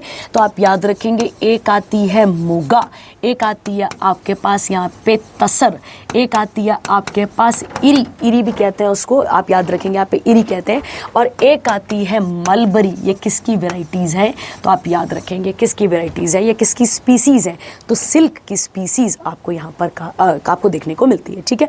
दूसरी बात, जो अपने पास सिल्क है, सिल्क को क्वीन ऑफ टेक्सटाइल भी कहा जाता है। क्या कहते हैं इसको हम? क्वीन ऑफ टेक्सटाइल्स भी कहा जाता है, ठीक है। और एक और बात याद रखना, ये जो सेंट्रल सिल्क बोर्ड है, इसके हेडक्वार्टर भी कहाँ पर देखने को मिलते हैं? तो बेंगलुरु कर्नाटका में आपको देखने को मिलते हैं, ठीक है। चलिए आगे बढ़ेंगे। अगला आता है 69th बैलन दी और अवार्ड, ठीक है। ये फुटबॉल के तौर पे दिया जाता है, मतलब आप ऐसा कहेंगे जो फुटबॉल के लिए इस अवार्ड को क्या किया जाता है, यहाँ पे डिस्ट्रीब्यूट किया जाता है, ठीक है। चलिए तो इसको भी पढ़ लेते हैं और इसे वाइंड अप यहाँ पर कर देते हैं, ठीक है। ये अवार्ड जो है वो कौन इंस्टीट्यूट करता है? फ्रेंच मैगजीन और फ्रांस फुटबॉल मैगजीन करके इसको यहाँ पर पेश करा जाता है, पेश करती है, ठीक है। आइए, कहता है यहाँ पे 69th एडिशन हुआ है इसका, कहाँ पर हुआ है? पेरिस फ्रांस में। अब ये नाम बड़े खतरनाक से हैं, ठीक है, तो आप इसको एक बार पढ़ लेंगे। अब मेल में किसको दिया गया, तो देखो यहाँ पे क्या लिखा हुआ है, पेरिस सेंट जर्मेन, ये आपको यहाँ पे याद रखना पड़ेगा। ऑस्मिन डेम्बल, ये आपको यहाँ पर याद रखना पड़ेगा। और उसके अलावा बार्सिलोना एंड स्पेन मिडफील्डर, क्या नाम है इनका, बोनमती, और history by winning the women's Ballon d'Or for the third consecutive year, तो ये आपको यहाँ पर क्लियर रखना पड़ेगा, ठीक है। उसके बाद Barcelona's Lamine Yamal became the first player to clinch the men's Kopa trophy twice, ठीक है। तो ये सब देखने वाला है, एक बार आप ही इसको रीड कर सकते हैं और आप इसे रीड कर यहाँ पर वाइंड अप कर लेना, ठीक है। कहता है इसी के बाद एक और कह रहा है आपके पास, ये पढ़ लीजिएगा, सीधा फैक्चुअल करंट अफेयर है, पढ़ के इसे वाइंड अप कर लेना। अगला आता है लिविंग ब्रिज अवार्ड। क्या नाम आता है अपने पास यहाँ पर, अगला वाला हमारे पास आता है लिविंग ब्रिज अवार्ड के बारे में बात यहाँ पे की जा रही है, ठीक है। पढ़ते हैं बेटा किसके बारे में बात हो रही है और इसके बारे में यहाँ पर क्लियर करते हैं, ठीक है। आइए देखो, पहले ये समझो क्यों दिया जाता है अवार्ड। तो कहता है जो लिविंग ब्रिज अवार्ड है उसे एनुअली प्रेजेंट किया जाता है। गौर करना, इसे क्या किया जाता है, एनुअली इसे प्रेजेंट किया जाता है। और कौन इसे प्रेजेंट करता है, तो IBG मतलब इंडियन बिजनेस ग्रुप इसको क्या करता है, यहाँ पर पेश करता है। ये किसी इंडिविजुअल और ऑर्गेनाइजेशन को भी दिया जा सकता है। ये उन ऑर्गेनाइजेशन और उन इंडिविजुअल्स को मिलता है जिन्होंने बहुत ज़्यादा कंट्रीब्यूट करा है इंडिया और यूके के रिलेशनशिप्स को मजबूत करने के लिए। और किन किन मुद्दों पे मजबूत करने के लिए, तो आप याद रखेंगे ट्रेड, उसके अलावा इन्वेस्टमेंट, उसके अलावा एजुकेशन, उसके अलावा बिजनेस, कल्चरल और सोशल टाइज, इनको यहाँ पर कवर करने के लिए। तो ये अवार्ड इस साल किसको दिया गया है, तो आप याद रखेंगे कीर स्टारमर, जो कि यूके के कौन है, प्राइम मिनिस्टर हैं। इनको ये अवार्ड यहाँ पर दिया गया क्योंकि इन्होंने इंडिया और यूके के रिलेशंस को और ज़्यादा स्ट्रॉन्ग बनाने पर फोकस कराए, ठीक है। आपको याद होगा अभी हमने पिछले कुछ दिनों पहले हमने पढ़ा था कि इंडिया और यूके के रिलेशन जो हैं वो और ज़्यादा पक्के होने जा रहे हैं। तो आपको याद होगा मैंने आपको कराया था FTA के बारे में, मतलब जिसे हम कहते हैं फ्री ट्रेड एग्रीमेंट के बारे में बात करते हैं। इसमें दोनों देशों ने ये अनाउंस करा था कि अब हम दोनों देश क्या करेंगे, यहाँ पर जो हम ड्यूटीज लगाते हैं, एक्सपोर्ट और इंपोर्ट पे जो ड्यूटीज लगाते हैं उन्हें हम क्या करेंगे, यहाँ पर रिमूव करने की बात यहाँ पे की गई थी। और इंडिया और जो यूके है उसका जो ट्रेड है उसको US डॉलर 120 बिलियन तक लेकर जाना है। कितने बिलियन तक लेके जाना है, तो डॉलर 120 बिलियन लेकर जाना है। कब तक, 2030 तक। ये आप यहाँ पर क्लियर रखेंगे, हम पढ़ चुके हैं, ये करंट अफेयर हमने पहले पढ़ा हुआ है, ठीक है। चलिए आगे बढ़ते हैं। अगला आता है ICAO council president certificate for aviation safety. तो किसे मिला है यहाँ पे, तो आप याद रखेंगे DGCA जो इंडिया का एविएशन रेगुलेटर है उसको ये अवार्ड यहाँ पर दिया गया है, ठीक है। और क्यों दिया गया है, फॉर सेफ्टी पर्पस, ये आप यहाँ पर याद रखेंगे।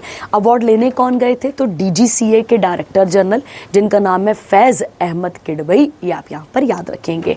और ICAO का फुल फॉर्म है इंटरनेशनल सिविल एविएशन ऑर्गेनाइजेशन, जिसके हेडक्वार्टर भी मॉन्ट्रियल कनाडा में आपको देखने को मिलते हैं। और ये बॉडी कब बनी थी, तो 1947, ये आप यहाँ पर याद कर सकते हैं, ठीक है। और DGCA की बात की जाए तो DGCA एक स्टैट्यूटरी बॉडी है जो इंडिया के अंदर जितना भी एविएशन है उसको संभालती है, ठीक है। चलिए आगे बढ़ते हैं। अगला आता है नेशनल जियो साइंस अवार्ड 2024 के इसको डिस्ट्रीब्यूट किए गए हैं, ठीक है। तो इसको भी पढ़ लेते हैं और ख़त्म करते हैं। यहाँ पे नाम है जियो साइंस। जियो मतलब होता है अर्थ, ठीक है। तो अर्थ के ऊपर मतलब यहाँ पर किसके ऊपर फोकस किया जाएगा, माइनिंग वगैरह वगैरह पे फोकस किया जाएगा। आइए पढ़ते हैं। कहता है president of India Draupadi Murmu ने नेशनल जियो साइंस अवार्ड 2024 को पेश करा है मिनिस्ट्री ऑफ माइंस। और कितने जियो साइंटिस्ट को दिया गया, 20। ये आपने याद रखना है। ये अवार्ड कब बना था, 1966 में मिनिस्ट्री ऑफ माइंस के अंदर, ताकि इनोवेशन और जो एक्सीलेंस है जियो साइंटिफिक इकोसिस्टम को आगे जिन लोगों ने बढ़ाया, यार सीधी बात है। ये award life time achievement award दिया गया किसको, प्रोफेसर श्याम सुंदर राय को। नेशनल यंग जियो साइंटिस्ट अवार्ड दिया गया श्री सुशोभन नियोगी को फ्रॉम द 2008 नॉमिनेशन। अब ये तो चलो छोड़ दो, बस इतना याद रखो 20। और कितनों लाइफ टाइम किसको मिला, 20 के 20 काम के नहीं है, इतने याद भी नहीं होंगे तुम्हें, ठीक है। चलिए अगला इंपॉर्टेंट सेक्शन आता है कौन सा वाला, साइंस और टेक्नोलॉजी, ठीक है। इसे भी पढ़कर यहाँ पर वाइंड अप करते हैं, ठीक है। आइए इस बार कुछ नया हुआ है, ठीक है, कुछ नया हुआ है, क्योंकि आप बोलेंगे मिसाइलें तो हर बारी दागी जाती हैं, तो कोई भारी बात थोड़ी है इसके अंदर, ठीक है। एक सेकंड दीजिएगा।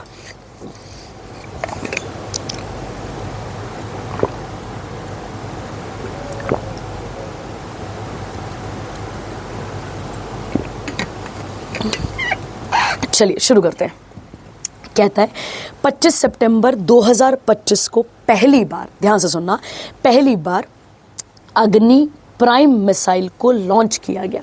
अब तुम बोलोगे ऐसा थोड़ी है मैडम, अगर आपने गौर करा होगा तो अग्नि सीरीज की तो बहुत सारी मिसाइलें हैं, अग्नि 1 है, अग्नि 2 है, अग्नि 3 है, अग्नि 4, अग्नि 5, सो ऑन, बहुत सारी हैं। तो आप याद रखेंगे अग्नि 5 तक तो हैं। ये जो है वो एक्चुअली में अग्नि जो आप पढ़ने जा रहे हैं प्राइम मिसाइल, इसको आप अग्नि 6th मिसाइल भी कह सकते हैं, ठीक है। ये अग्नि की मतलब अग्नि सीरीज की 6th मिसाइल भी आपको देखने को मिलती है, ठीक है। बट इसको नाम क्या दिया गया है, अग्नि प्राइम मिसाइल दिया गया है।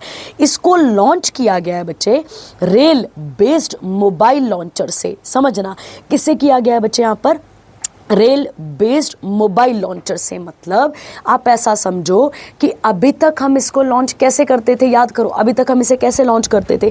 तो अभी तक हम इसे ओशन हो गया, सरफेस हो गया, एयर हो गया, और उसके अलावा एयर हो गया, इन सब से लॉन्च करते थे। मतलब हेलीकॉप्टर से, शिप के ऊपर से मिसाइल को क्या करते थे, हेलीकॉप्टर नहीं यार, हम मतलब एरोप्लेन से क्या करते थे, हम इसे लॉन्च करते थे। बट इस बार पहली बार जो रेल के डब्बे होते हैं बेटा, रेल के जो डब्बे होते हैं, उन रेल के डब्बों के अंदर रख, डब्बों के अंदर मतलब जो मालगाड़ी जैसी होती है उसके ऊपर रखकर फिर हमने मिसाइल को क्या करा, यहाँ पर दागा है। और ये पहली बार हुआ है।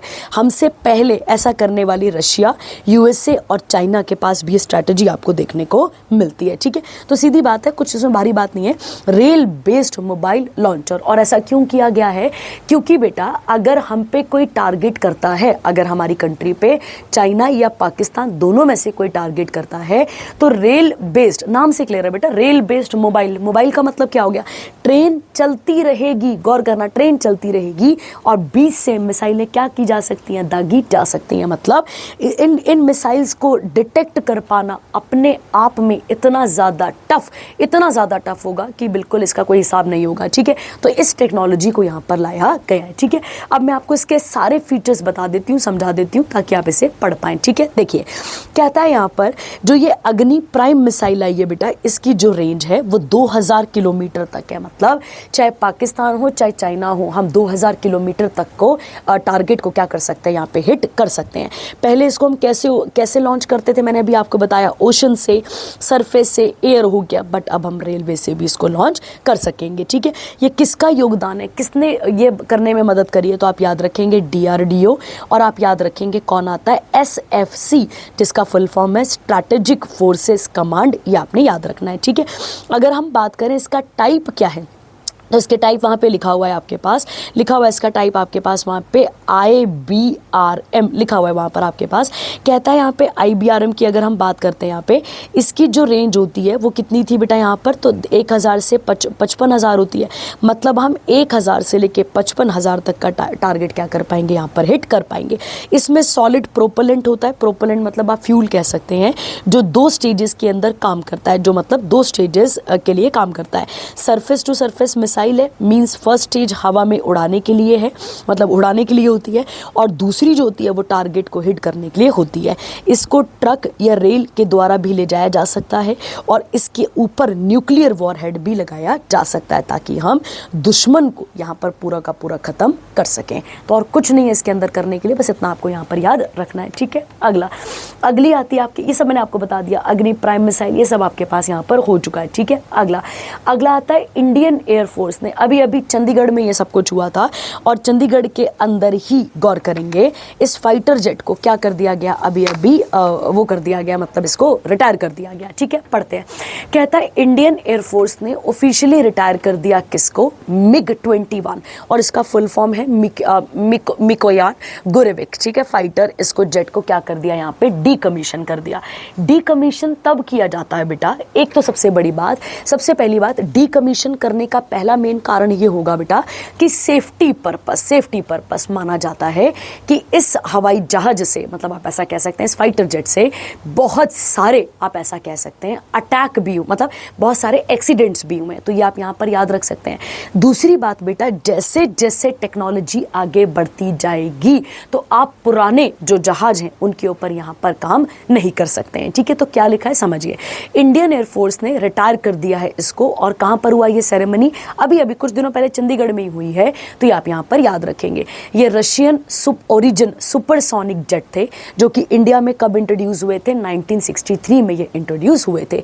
और आपको पता होगा 1962 में इंडिया चाइना वॉर हुई थी, और उसके बाद हमें रियलाइज हुआ था कि हमारे पास जो डिफेंस वेपन्स है वो कम है या कम एफिशिएंट है, इस तरीके से, और तब हमने रशिया के साथ एग्रीमेंट करा था। और इसी टाइम पीरियड पे पाकिस्तान को यूएसए ने, गौर करना, पाकिस्तान को यूएसए ने एक फाइटर जेट दे दिया था, ठीक है, फाइटर जेट दिया था जिसका नाम F-104 करके था, ठीक है, वो दे दिया था। और जब हमने यूएसए से मांगा था तो यूएसए ने हमें बिल्कुल साफ तौर से मना कर दिया था, इसीलिए हमने रशिया के दरवाजे खटखटाए थे और 1963 में हम MiG-21 को परचेज कर पाए थे। इसने, अगर हम बात करें, इसने बहुत जगह पार्टिसिपेट करा, जैसे 1965 इंडो पाकिस्तान वॉर, 1971 जब इंडिया पाकिस्तान का कन्फ्लिक्ट हुआ, 1999 जो आ जाएगा आपके पास यहाँ पे कारगिल, 2019 का जो बालाकोट है यहाँ पर इसने पार्टिसिपेट करा है। कहता है अगर हम बात करें इसमें, अच्छा इसमें एक ड्रॉबैक ये भी है बेटा कि इसमें एक ही बंदा बैठ सकता है, ये आपको यहाँ पर क्लियर रखना है। तो यहाँ पे कौन थे, जो एयर चीफ मार्शल हैं वो अमरप्रीत सिंह, उन्होंने इनको फाइनल मतलब बाय कहा, और इसको कॉल साइन क्या था इसका, बादल 3 इसका नाम था। Squadron leader Priya Sharma, one of the IAF first female fighter pilot, वो भी यहाँ पे लास्ट वुमेन बनी जिन्होंने MiG-21 को क्या करा, यहाँ पर इस पे उड़ान भरी या फिर इसको रिटायर करने में मदद करी है, ठीक है। आगे कहता है लेगेसी, अगर हम बात करें तो मैंने आपको बता दिया, ठीक है, इस तरीके से ये आए थे। कहता है ओवर इट्स लाइफ टाइम, अब गौर करना बेटा यहाँ पे क्या लिखा है, कहता है 870 MiG-21 एयरक्राफ्ट वर प्रोक्यूर्ड। और ध्यान रखना बेटा, जब हम किसी से कोई चीज़ लेकर आते हैं तो उसके बाद हम उसे असेंबल भी करते हैं बेटा, जहाज एज इट इज थोड़ी आते हैं, इन्हें असेंबल करना होता है, बहुत काम करना होता है, तो वो काम फिर इंडिया खुद भी कर रहा था। अगर हम बात करें, इसे इंडियन एयरफोर्स का वर्क हॉर्स भी कहा जाता है, फ्लाइंग कॉफिन भी कहा जाता था। फ्लाइंग कॉफिन क्यों बेटा, क्योंकि इसने बहुत सारे एक्सीडेंट करवाए हैं। तो देखो लिखा हुआ है मोर देन 400 MiG-21 एक्सीडेंट देखने को हमें मिलते हैं, ठीक है। तो कहता है the retired squadron will be replaced, अब इनकी जगह पे कोई और आएंगे, ये आपको यहाँ पर क्लियर रखना है। मैंने आपको बोल दिया ना, टेक्नोलॉजी और सेफ्टी पर्पस के लिए ऐसा किया गया है, ठीक है। चलिए अगला इंपॉर्टेंट सेक्शन आता है आपके पास स्पोर्ट्स, और स्पोर्ट्स पढ़कर भी वाइंड अप करते हैं, ठीक है। आइए, कहता है स्पीड स्केटिंग वर्ल्ड चैंपियनशिप, आपको पता है स्केटिंग क्या होती है, इसका 73rd एडिशन हुआ कहाँ पर, चाइना के अंदर। कहता है एथलीट और official from Russia and Belarus, उनको बार किया गया था ड्यू टू ऑन गोइंग, वहाँ पर जो पॉलिटिकल सिचुएशन चल रही है इसलिए। Colombia dominated the championship, first आया यहाँ पर 20 गोल्ड, 16 सिल्वर और 8 ब्रॉन्ज लेकर आया है। इटली की सेकंड पोजीशन है, और इंडिया की क्या पोजीशन है ये देखना पड़ेगा। तो इंडिया की पोजीशन हमें यहाँ पर 5th देखने को मिलती है, ठीक है, 5th पोजीशन है। आनंद कुमार वेल कुमार ने यहाँ पर इतिहास रचा है, याद रखेंगे, 2 गोल्ड लेकर आया सीनियर मेंस 1000 स्प्रिंटर और 42 किलोमीटर के मैराथन के अंदर। आनंद कुमार वेल कुमार ने 500 मीटर के अंदर ब्रॉन्ज जीता है। क्रिश शर्मा ने गोल्ड जीता है यहाँ पे 100 मीटर स्प्रिंटर पे, और अनीश राज ने भी ब्रॉन्ज जीता है जूनियर मेंस कैटेगरी के अंदर। तो कोई भारी बात नहीं है, फैक्चुअल करंट अफेयर है, ठीक है। अगला आता है वर्ल्ड एथलेटिक चैंपियनशिप 2025, कहाँ पर होगी बच्चा, कहाँ पर हुई है ये, तो टोक्यो जापान में हमें देखने को मिलती है। और ये तीसरी बार है जब जापान इसे क्या कर रहा है, यहाँ पे होस्ट कर रहा है। कितने नेशन होंगे, 198, कितने इवेंट होंगे, 49 इवेंट होंगे। और कहता है यहाँ पर 2025 का जो वर्ल्ड एथलेटिक रिले है वो कहाँ पर होगा, चाइना में। Serve to qualify the top 14 relay teams for the championship, तो चैंपियनशिप में आगे जाएंगी। और कहता है 21वां जो चैंपियनशिप है वो कहाँ पर होगा, बीजिंग चाइना के अंदर, ठीक है, 2027 में। यूएसए ने यहाँ पर टॉप करा है। टोटल कितने मेडल लेकर आई है, तो आप याद रखेंगे 26। केन्या का 2nd रैंक है, कनाडा का 3rd है, और जापान जो होस्ट नेशन था उसका रैंक 40th हमें देखने को मिलता है। सर्वेश अनिल कुशहारे फ्रॉम इंडिया, इन्होंने सिक्स्थ रैंक है इनका in men's high jump final. और उसके अलावा ये फर्स्ट इंडियन हाई जंपर बन चुके हैं जो वर्ल्ड एथलेटिक चैंपियनशिप में पहुंच चुके हैं। सचिन यादव, उन्होंने क्या करा है यहाँ पे, जेवलिन थ्रो में अपना रोल प्ले करा है। और नीरज चोपड़ा ने 8th रैंक यहाँ पर लिया है, ठीक है।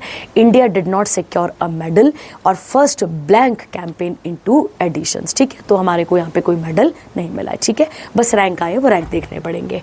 अगला आता है ग्रैंड प्रिक्स, ये आप खुद पढ़ लेंगे, फार्मूला 1 रेसिंग वाला, ठीक है। चलिए अगला आता है लेवर्स कप। ये जो लेवर्स कप है ये किसके साथ एसोसिएटेड है, तो आप याद रखेंगे, कहता है इसका 8वां एडिशन हुआ है और ये मेंस टेनिस टूर्नामेंट के बारे में बात करता है। इसमें कौन कौन थी, तो आप याद रखेंगे, एक थी टीम यूरोप और एक थी टीम वर्ल्ड। और टीम वर्ल्ड का मतलब हो गया जो यूरोप के बाहर के प्लेयर्स हैं वो यहाँ पर गए थे, मतलब खेलने के लिए। तो सैन फ्रांसिस्को यूएसए में हुआ। टीम वर्ल्ड जीत गई है यहाँ पर, ये आपको यहाँ पर याद रखना है।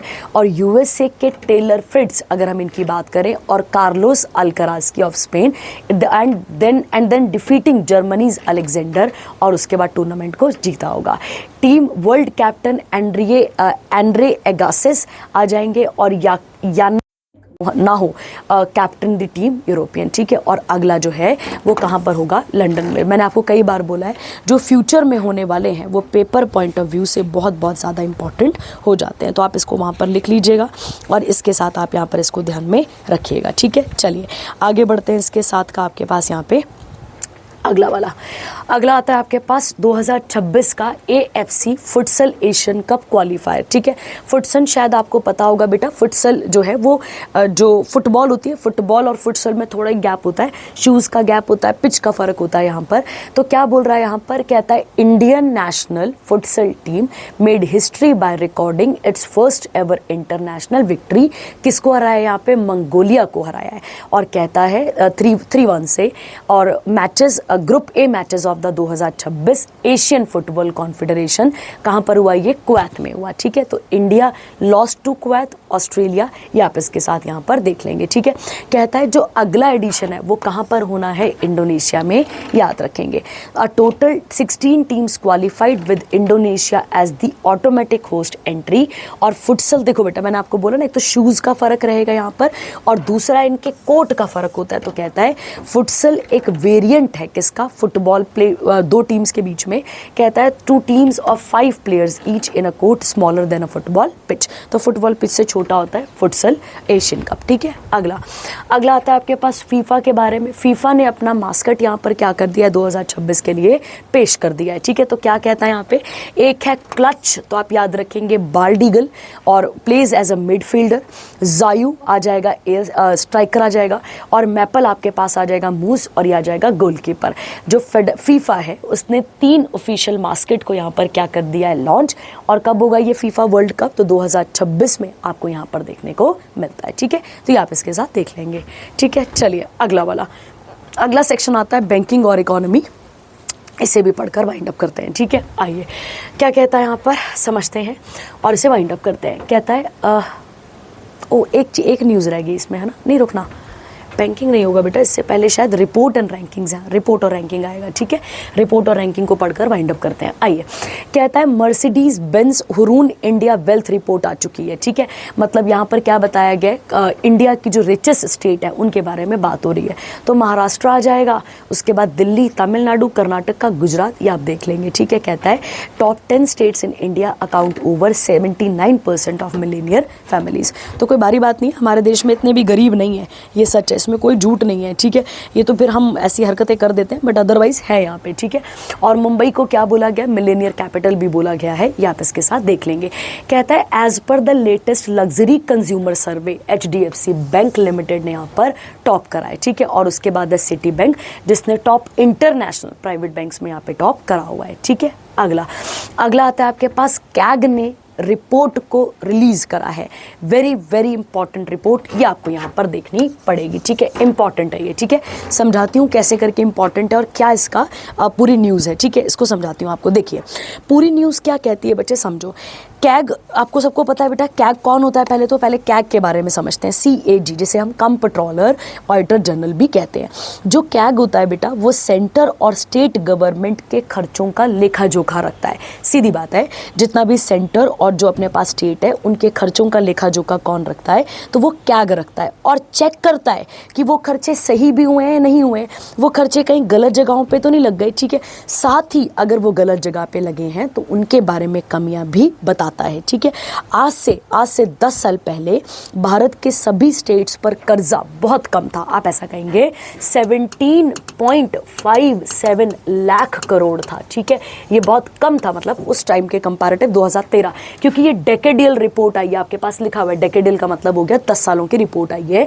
और अब ये रिपोर्ट कब आई है, 2023 की रिपोर्ट, मतलब 13 से लेकर 23 तक की रिपोर्ट है। अब जो बेटा कर्जा है वो हो चुका है, आप खुद सुनकर यहाँ पे हैरान होंगे, 59.60 लाख करोड़ कर्जा है। किसके ऊपर बच्चा, यहाँ पर स्टेट्स के ऊपर, ठीक है। मतलब जो स्टेट्स लोन लेती रहती हैं, ठीक है, स्टेट्स क्या करती हैं, जो पैसा लेती रहती हैं, जो वो पैसा लेती हैं, क्या वो अपने बेनिफिट के लिए लेती हैं या क्या काम करती हैं, इसके ऊपर पूरा का पूरा फोकस यहाँ पर किया जाता है। और आपको पता है बेटा, अगर मैं बात करूँ यहाँ पर तो कहता है इस फाइनेंशियल रिपोर्ट की अगर हम बात करते हैं, 16 राज्य ऐसे हैं जिनके पास मतलब मुनाफा हुआ है, जिनके पास मुनाफा है, और जो 12 ऐसे राज्य हैं जो बेटा घाटे में चल रहे हैं। किसके अंदर चल रहे हैं, तो आप याद रखेंगे घाटे के अंदर वो चल रहे हैं। कहता है जो फाइनेंशियल ईयर है वो बताता है कि इन 28 राज्यों का रेवेन्यू रिसिप्ट कितना है, तो लिखा है 3513,095 करोड़, ये आप यहाँ पर देखेंगे। और कितना है उनकी GDP का, 22.96%। मतलब आप ऐसा समझो, ये जो भारत के 28 राज्य हैं, ये एक साल में जितना भी कमाते हैं, भारत के कितने राज्य, ये जो 28 राज्य हैं, ये एक साल के अंदर जितना भी कमाते होंगे, ठीक है, उसका 22% कर्जा इनके ऊपर है। तो आप समझ लो कि कितना कर्जा है। ये रिपोर्ट कहती है कि 11 ऐसे स्टेट हैं जो कि कर्जे के गोल्डन रूल को भी उल्लंघन कर चुके हैं। गोल्डन रूल मतलब कर्जे से भी आगे बढ़ गए, मतलब उन्होंने। और ये कर्जे लेने का मेन कारण क्या है, वो झूठे वादे, ठीक है, जो सरकार क्या करती है, झूठे वादे करती है कि आपको फलाना पैसा दिया जाएगा, आपको फलाना इतना कोटा लग जाएगा, फलाना आपको कर देंगे हम, ठीक है। उन झूठों के चक्कर में भी बहुत ज़्यादा नुकसान देखने को हमें मिला है, ठीक है। तो सरकारें क्या करती हैं, शुरू में तो अनाउंसमेंट कर देती हैं, जब उनको वोट चाहिए होते हैं तब वो अनाउंस करती हैं, और उसका नुकसान हम यहाँ पर देखने को मिलता है, हमें देखने को मिलता है, ठीक है। तो कहता है अगर मैं रेवेन्यू सरप्लस कंट्रीज के स्टेट्स की बात करूँ जिनके पास सच में मुनाफा हुआ है, तो उसमें यूपी, गुजरात, उड़ीसा, झारखंड, कर्नाटका और छत्तीसगढ़ आपको देखने को मिलता है। पर अगर मैं ये कहूं कि रेवेन्यू डेफिशिएट, घाटा कहां पर हुआ है, तो घाटा पंजाब, घाटे में सबसे नंबर पे, मतलब पंजाब ऐसा राज्य बना है जिसके ऊपर सबसे ज्यादा कर्जा है। तो आप याद रखेंगे पंजाब, उसके बाद नागालैंड याद रखना है, और उसके बाद वेस्ट बंगाल आपको देखने को यहाँ पर मिलता है, ठीक है। तो ये आपने यहाँ पर क्लियर रखना है, ठीक है। अगर हम कैग की बात करें, वही सब बातें लिखी हुई हैं, आप इसके बारे में यहाँ पर पढ़ लेंगे, ठीक है।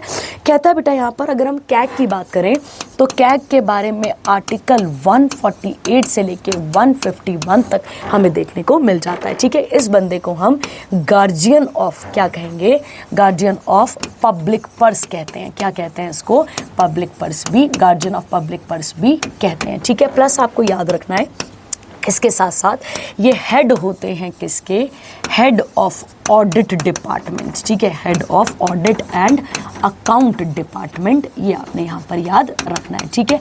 और अभी कौन है हमारे पास कैग, तो आप याद रखेंगे अभी हैं संजय मूर्ति, ठीक है, उनका नाम है के संजय मूर्ति, ये आप यहाँ पर क्लियर रखेंगे, ठीक है। ये आप इसके साथ जोड़ लेंगे, ठीक है। बाकी नहीं भी याद रहे चलेगा बेटा, कौन से स्टेट टॉप कर रहे हैं, ये सब नहीं भी पढ़ोगे चलेगा, कोई चक्कर नहीं है, ठीक है। आगे अगला वाला कौन सा आता है, इंडियन सेलिब्रिटी ब्रांड, तो कोई भारी बात नहीं है। इसमें क्या बोला गया यहाँ पे, कहता है American global financial advisory firm है जिसका नाम है करोल, इसने क्या करा यहाँ पे, रिलीज करा है किसको, एनुअल एडिशन को, यहाँ पर 2024 का ये डेटा है।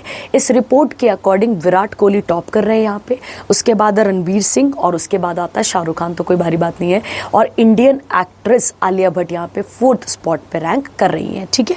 बस इसमें कुछ नहीं है करने के लिए यार, ये तो डेटा करते रहते हैं ऐसा, ठीक है। आइए चलिए अगला सेक्शन कौन सा आता है आपके पास, बैंकिंग और इकोनॉमी, ठीक है। आइए पढ़ते हैं और इसे ख़त्म करते हैं। आइए, तो आरबीआई ने कैंसिल कर दिया है रजिस्ट्रेशन सर्टिफिकेट ऑफ दाता पढ़ेंगे इसको, दाता फाइनेंस और ट्रेडिंग, ठीक है। तो याद रखना है जो एनबीएफसीज हैं जब वो क्या करती हैं, कंपनी उनके गाइडलाइंस को नहीं मानती है तो क्या कर देती है, आरबीआई पेनल्टी लगा देता है। तो कोई दिक्कत नहीं है, इसको आप पढ़कर वाइंड अप कर लेंगे, ठीक है। आइए अगला वाला आता है, बीओबी ने लॉन्च करा है e rupee P2P digital gifting on BOB e pay UPI, ठीक है। समझना बच्चे, समझना, इसको मैं बेसिक से आपको समझाती हूँ, ठीक है। देखो क्या हुआ है, मैं आपको समझाती हूँ, जो भी इस न्यूज़ के अंदर लिखा है वो मैं आपको समझाती हूँ पूरा का पूरा, ताकि आपको ये क्लियर हो जाए, ठीक है। आइए, कहता है जो बैंक ऑफ बड़ौदा है, पता ना सबको, एक बैंक है अपने पास बैंक ऑफ बड़ौदा, ये इंडिया का पहला बैंक बना है जो अपने ऐप से, गौर करना, अपने ऐप से और ई रूपी P2P गिफ्टिंग दे रहा है। अब आपको नहीं समझ में आया होगा, मैं आपको और इजी भाषा में समझाती हूँ। देखो ये ई रूपी, आपने कभी सामान खरीदा होगा ऑनलाइन तो आपको गिफ्ट बाउचर्स आते हैं, गिफ्ट आते हैं, बस वैसा ही कुछ समझो यार, वैसे ही समझो। तो कहता है ई रूपी किसका मतलब ई रूपी जो है वो किस प्लेटफॉर्म के अंदर काम कर रहा है, एनपीसीआई के, national payment corporation of India के अंदर।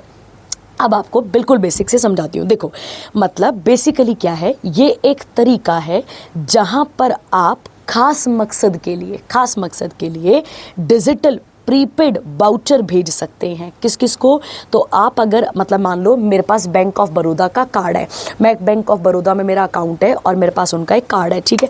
तो मैं अपने परिवार, गौर करना, मैं अपने परिवार या किसी को भी मैं क्या कर सकती हूँ, इस प्रकार के गिफ्ट वाउचर भेज सकती हूँ। इस गिफ्ट वाउचर की रेंज होगी 1 रुपये से लेकर 10,000 तक, ठीक है, याद रखना है।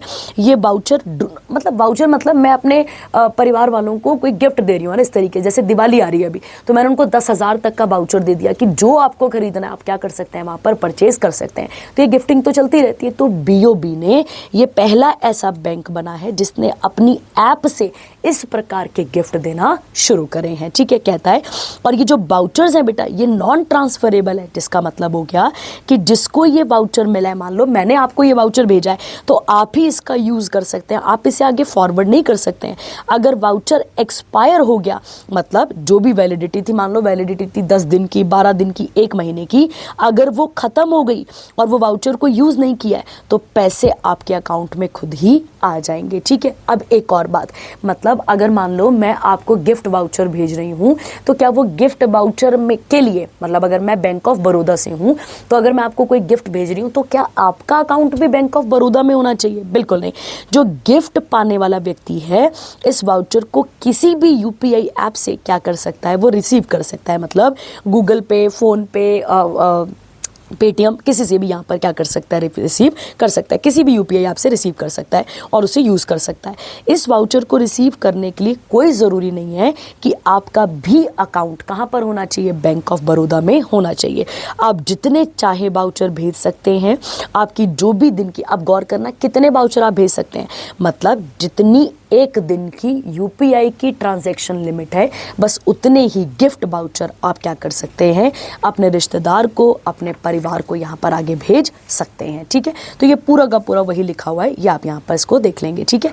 कहता है यहाँ पर, अब ये सब वही बातें लिखी जो मैंने अभी आपको समझाई, ठीक है। आगे कहता है ये जो इनोवेशन है ये RBI vision for central bank digital currency adoption, मतलब हम धीरे धीरे डिजिटलाइजेशन की तरफ जैसे बढ़ रहे हैं तो उसी के बारे में बात ये कर रहा है, ठीक है। चलिए आगे आता है, ठीक है। अगला, आरबीआई ने इशू करा है डिजिटल पेमेंट ऑथेंटिकेशन डायरेक्शन, ठीक है। समझाती हूँ आपको इसको भी ताकि आप इसे अच्छे तरीके से समझ पाएं, ठीक है। क्या लिखा हुआ है, ये आपके पास न्यूज़ आ गई, अब इसमें क्या बोला गया है समझते हैं, ठीक है। देखिए, आरबीआई ने डिजिटल पेमेंट्स को और सिक्योर बनाना है, मतलब जो फ्रॉड होते हैं, ऑनलाइन फ्रॉड होते हैं, जो सेफ्टी है हमारी, ठीक है, वो बिल्कुल नहीं रहती है, तो उसे यहाँ पर क्या करना है, हमें और आगे पक्का करना है, ठीक है। तो अब इस पक्के करने के लिए क्या क्या किया गया है, ये जो डायरेक्शंस हैं इनको इशू किया गया है section 18 and 10 2 of the payment and settlement act 2007 के अंदर, ठीक है।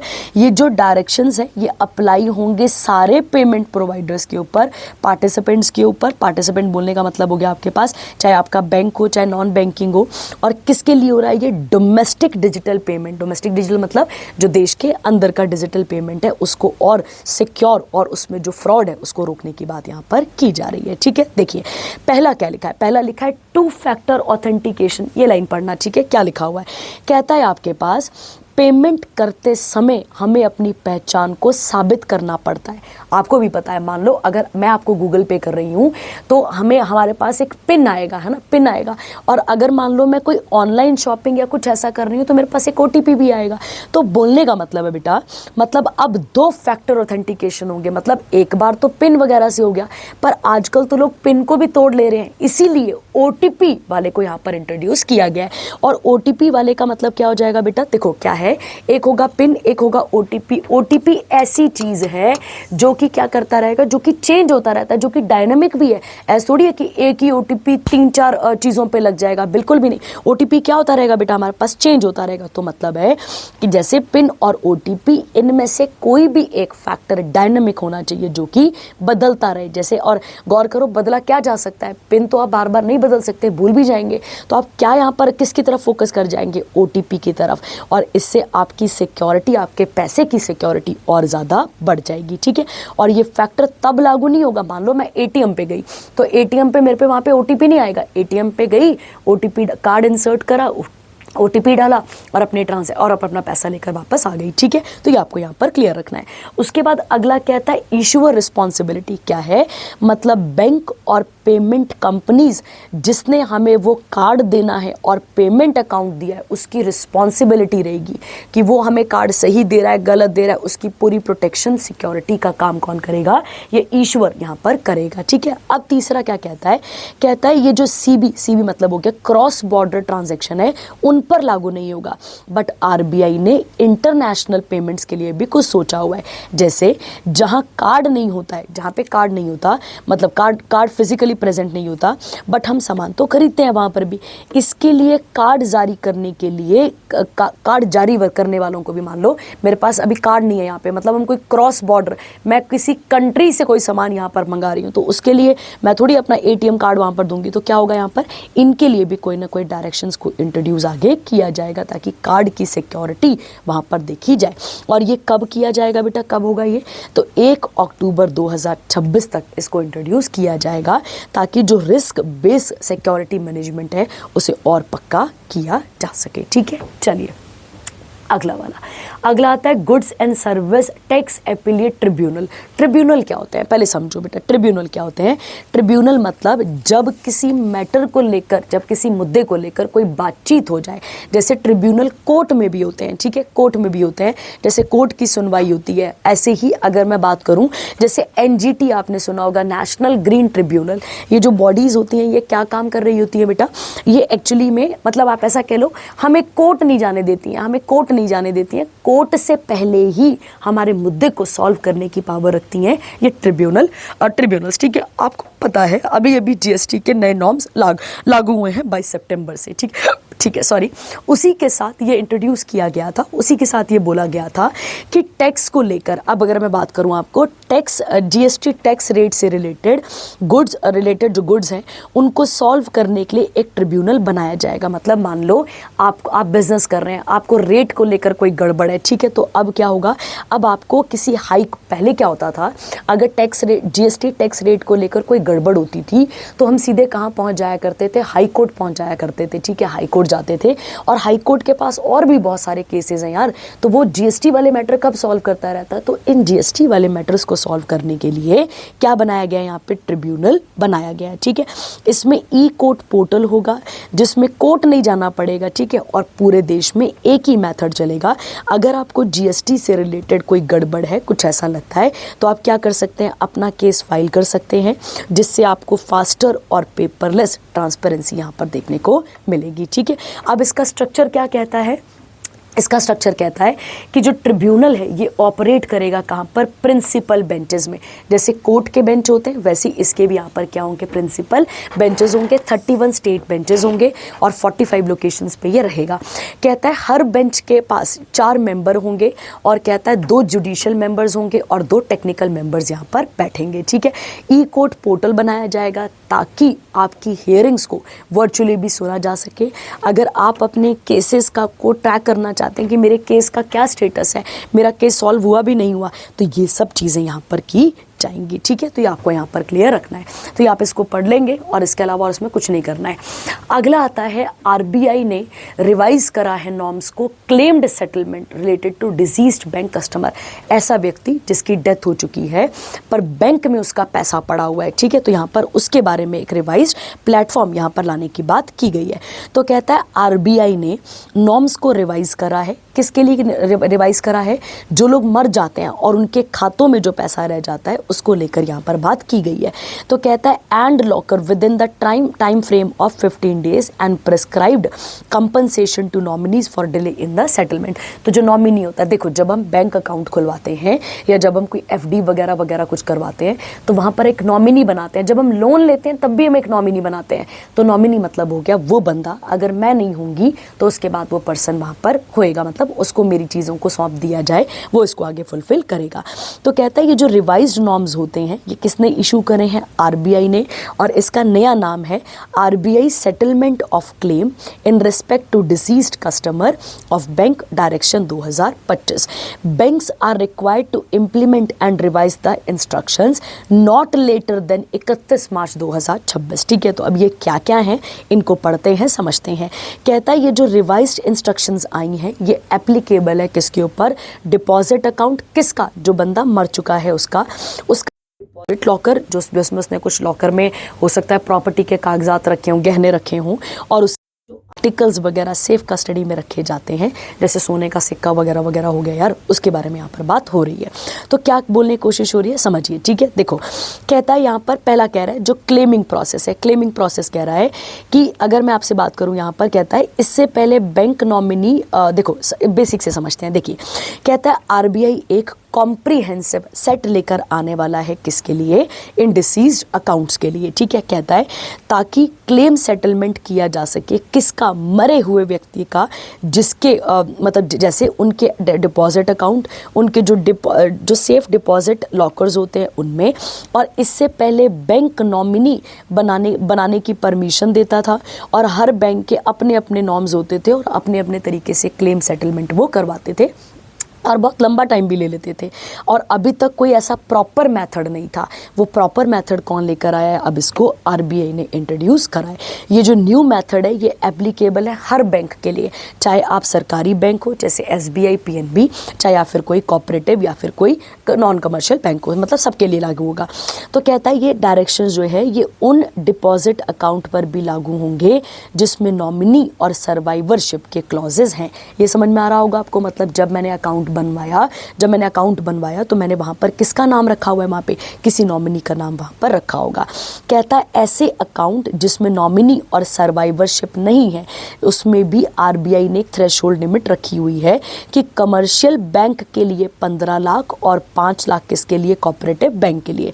मतलब अगर इतने अमाउंट तक का कोई क्लेम है तो क्या करना पड़ेगा? बैंक को वो क्लेम यहाँ पर प्रोसेस करना पड़ेगा और उसके बाद ये पैसे उनको वहाँ पर देने होंगे। मतलब सीधी सीधी बात है, जो बंदा मर गया है उसका एक डेथ सर्टिफिकेट, एक लेटर ऑफ नो ऑब्जेक्शन, ये सब चीज़ें लगेंगी और आप उस पर्सन के पैसे को बहुत आसानी से निकाल पाएंगे। ठीक है, पहले ऐसा नहीं था, पहले इन सब प्रोसेसेस में बहुत ज़्यादा टाइम लग जाया करता था।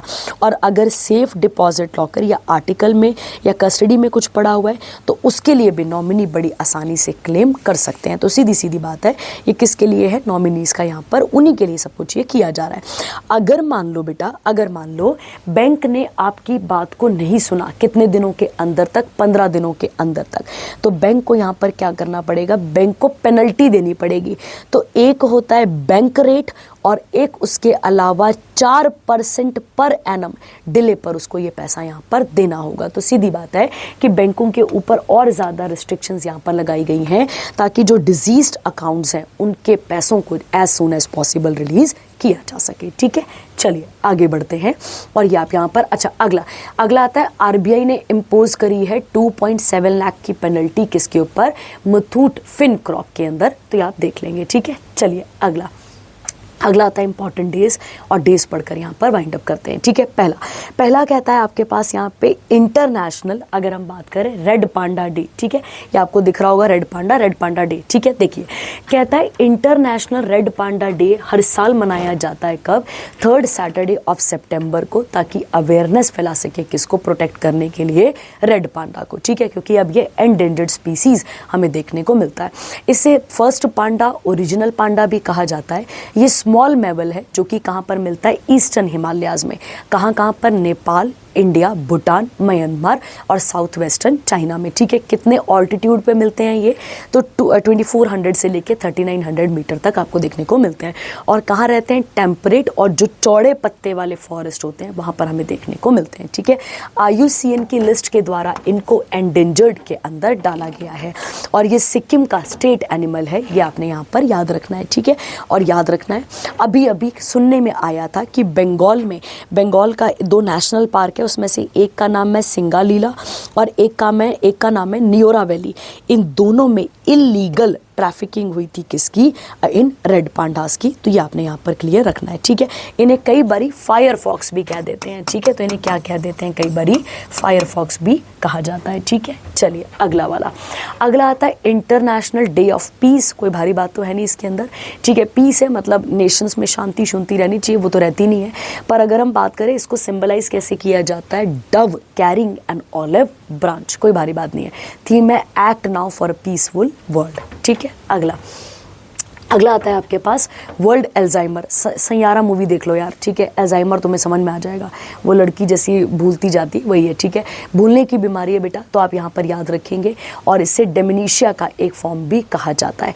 तो थीम क्या है इसकी, ask about dementia, ask about Alzheimer. ठीक है, तो WHO ने इसको यहाँ पर क्या करा है। और बेटा ये भूलने की बीमारी है जिसमें धीरे धीरे कर आप क्या कर जाते हैं, यहाँ पे भूलना बिल्कुल ही शुरू कर जाते हैं। ठीक है, चलिए अगला आता है वर्ल्ड रोज डे। ठीक है, रोज कौन थी, तो याद रखेंगे वैसे ये कैंसर के तौर पे मनाया जाता है। कहता है world rose day is observed in the memory of Melinda rose. 12 साल की कनाडा की लड़की थी, छोटी बच्ची थी, जिसके अंदर एक रेयर ब्लड कैंसर यहाँ पर डिटेक्ट हुआ था। तो उसको मतलब प्रोटेक्ट करने के लिए इस सेंस में इसको यहाँ पर मनाया जाता है। ठीक है, कहता है अकॉर्डिंग टू ICMR, और उसके बाद है national cancer registry programme, India में 149,697 न्यू कैंसर केसेस हमें देखने को मिले हैं।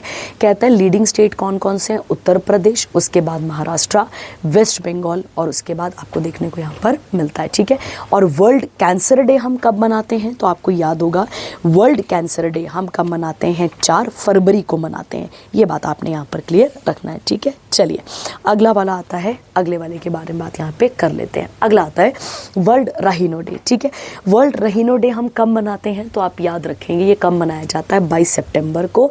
और इसका साइंटिफिक नाम राइनोसेरोटिडी, जो भी नाम है बेटा खतरनाक नाम है। ठीक है, देख लेंगे कितनी स्पीसीज लेफ्ट है इसकी, 5। 2 अफ्रीका में है वाइट एंड ब्लैक, और 3 कहाँ पर आती है, इंडिया में, एशिया में जो आएगी उसमें इंडियन, जावन और सुमात्रन। जावा सुमात्रा आइलैंड है किसके, इंडोनेशिया के। वर्ल्ड राइनो डे 2010 से इसको मनाया जा रहा है। वर्ल्ड राइनो डे इनिशिएटिव है 2 वुमेन कंजर्वेटिव्स का, कंजर्वेशनिस्ट का, जिनमें से एक का नाम है लीसा जेन कैंपवेल, जिम्बाब्वे से, और रिहिजा कोटा लार्सन कहाँ से आ जाएंगी, USA से। ठीक है, इंडिया में अभी ओवर 80% ऑफ दी रहीनो हमें देखने को मिलते हैं। और कौन से वाले? वन हॉर्न, और वन हॉर्न वालों को ही इंडियन रहीनो भी कहा जाता है, ठीक है।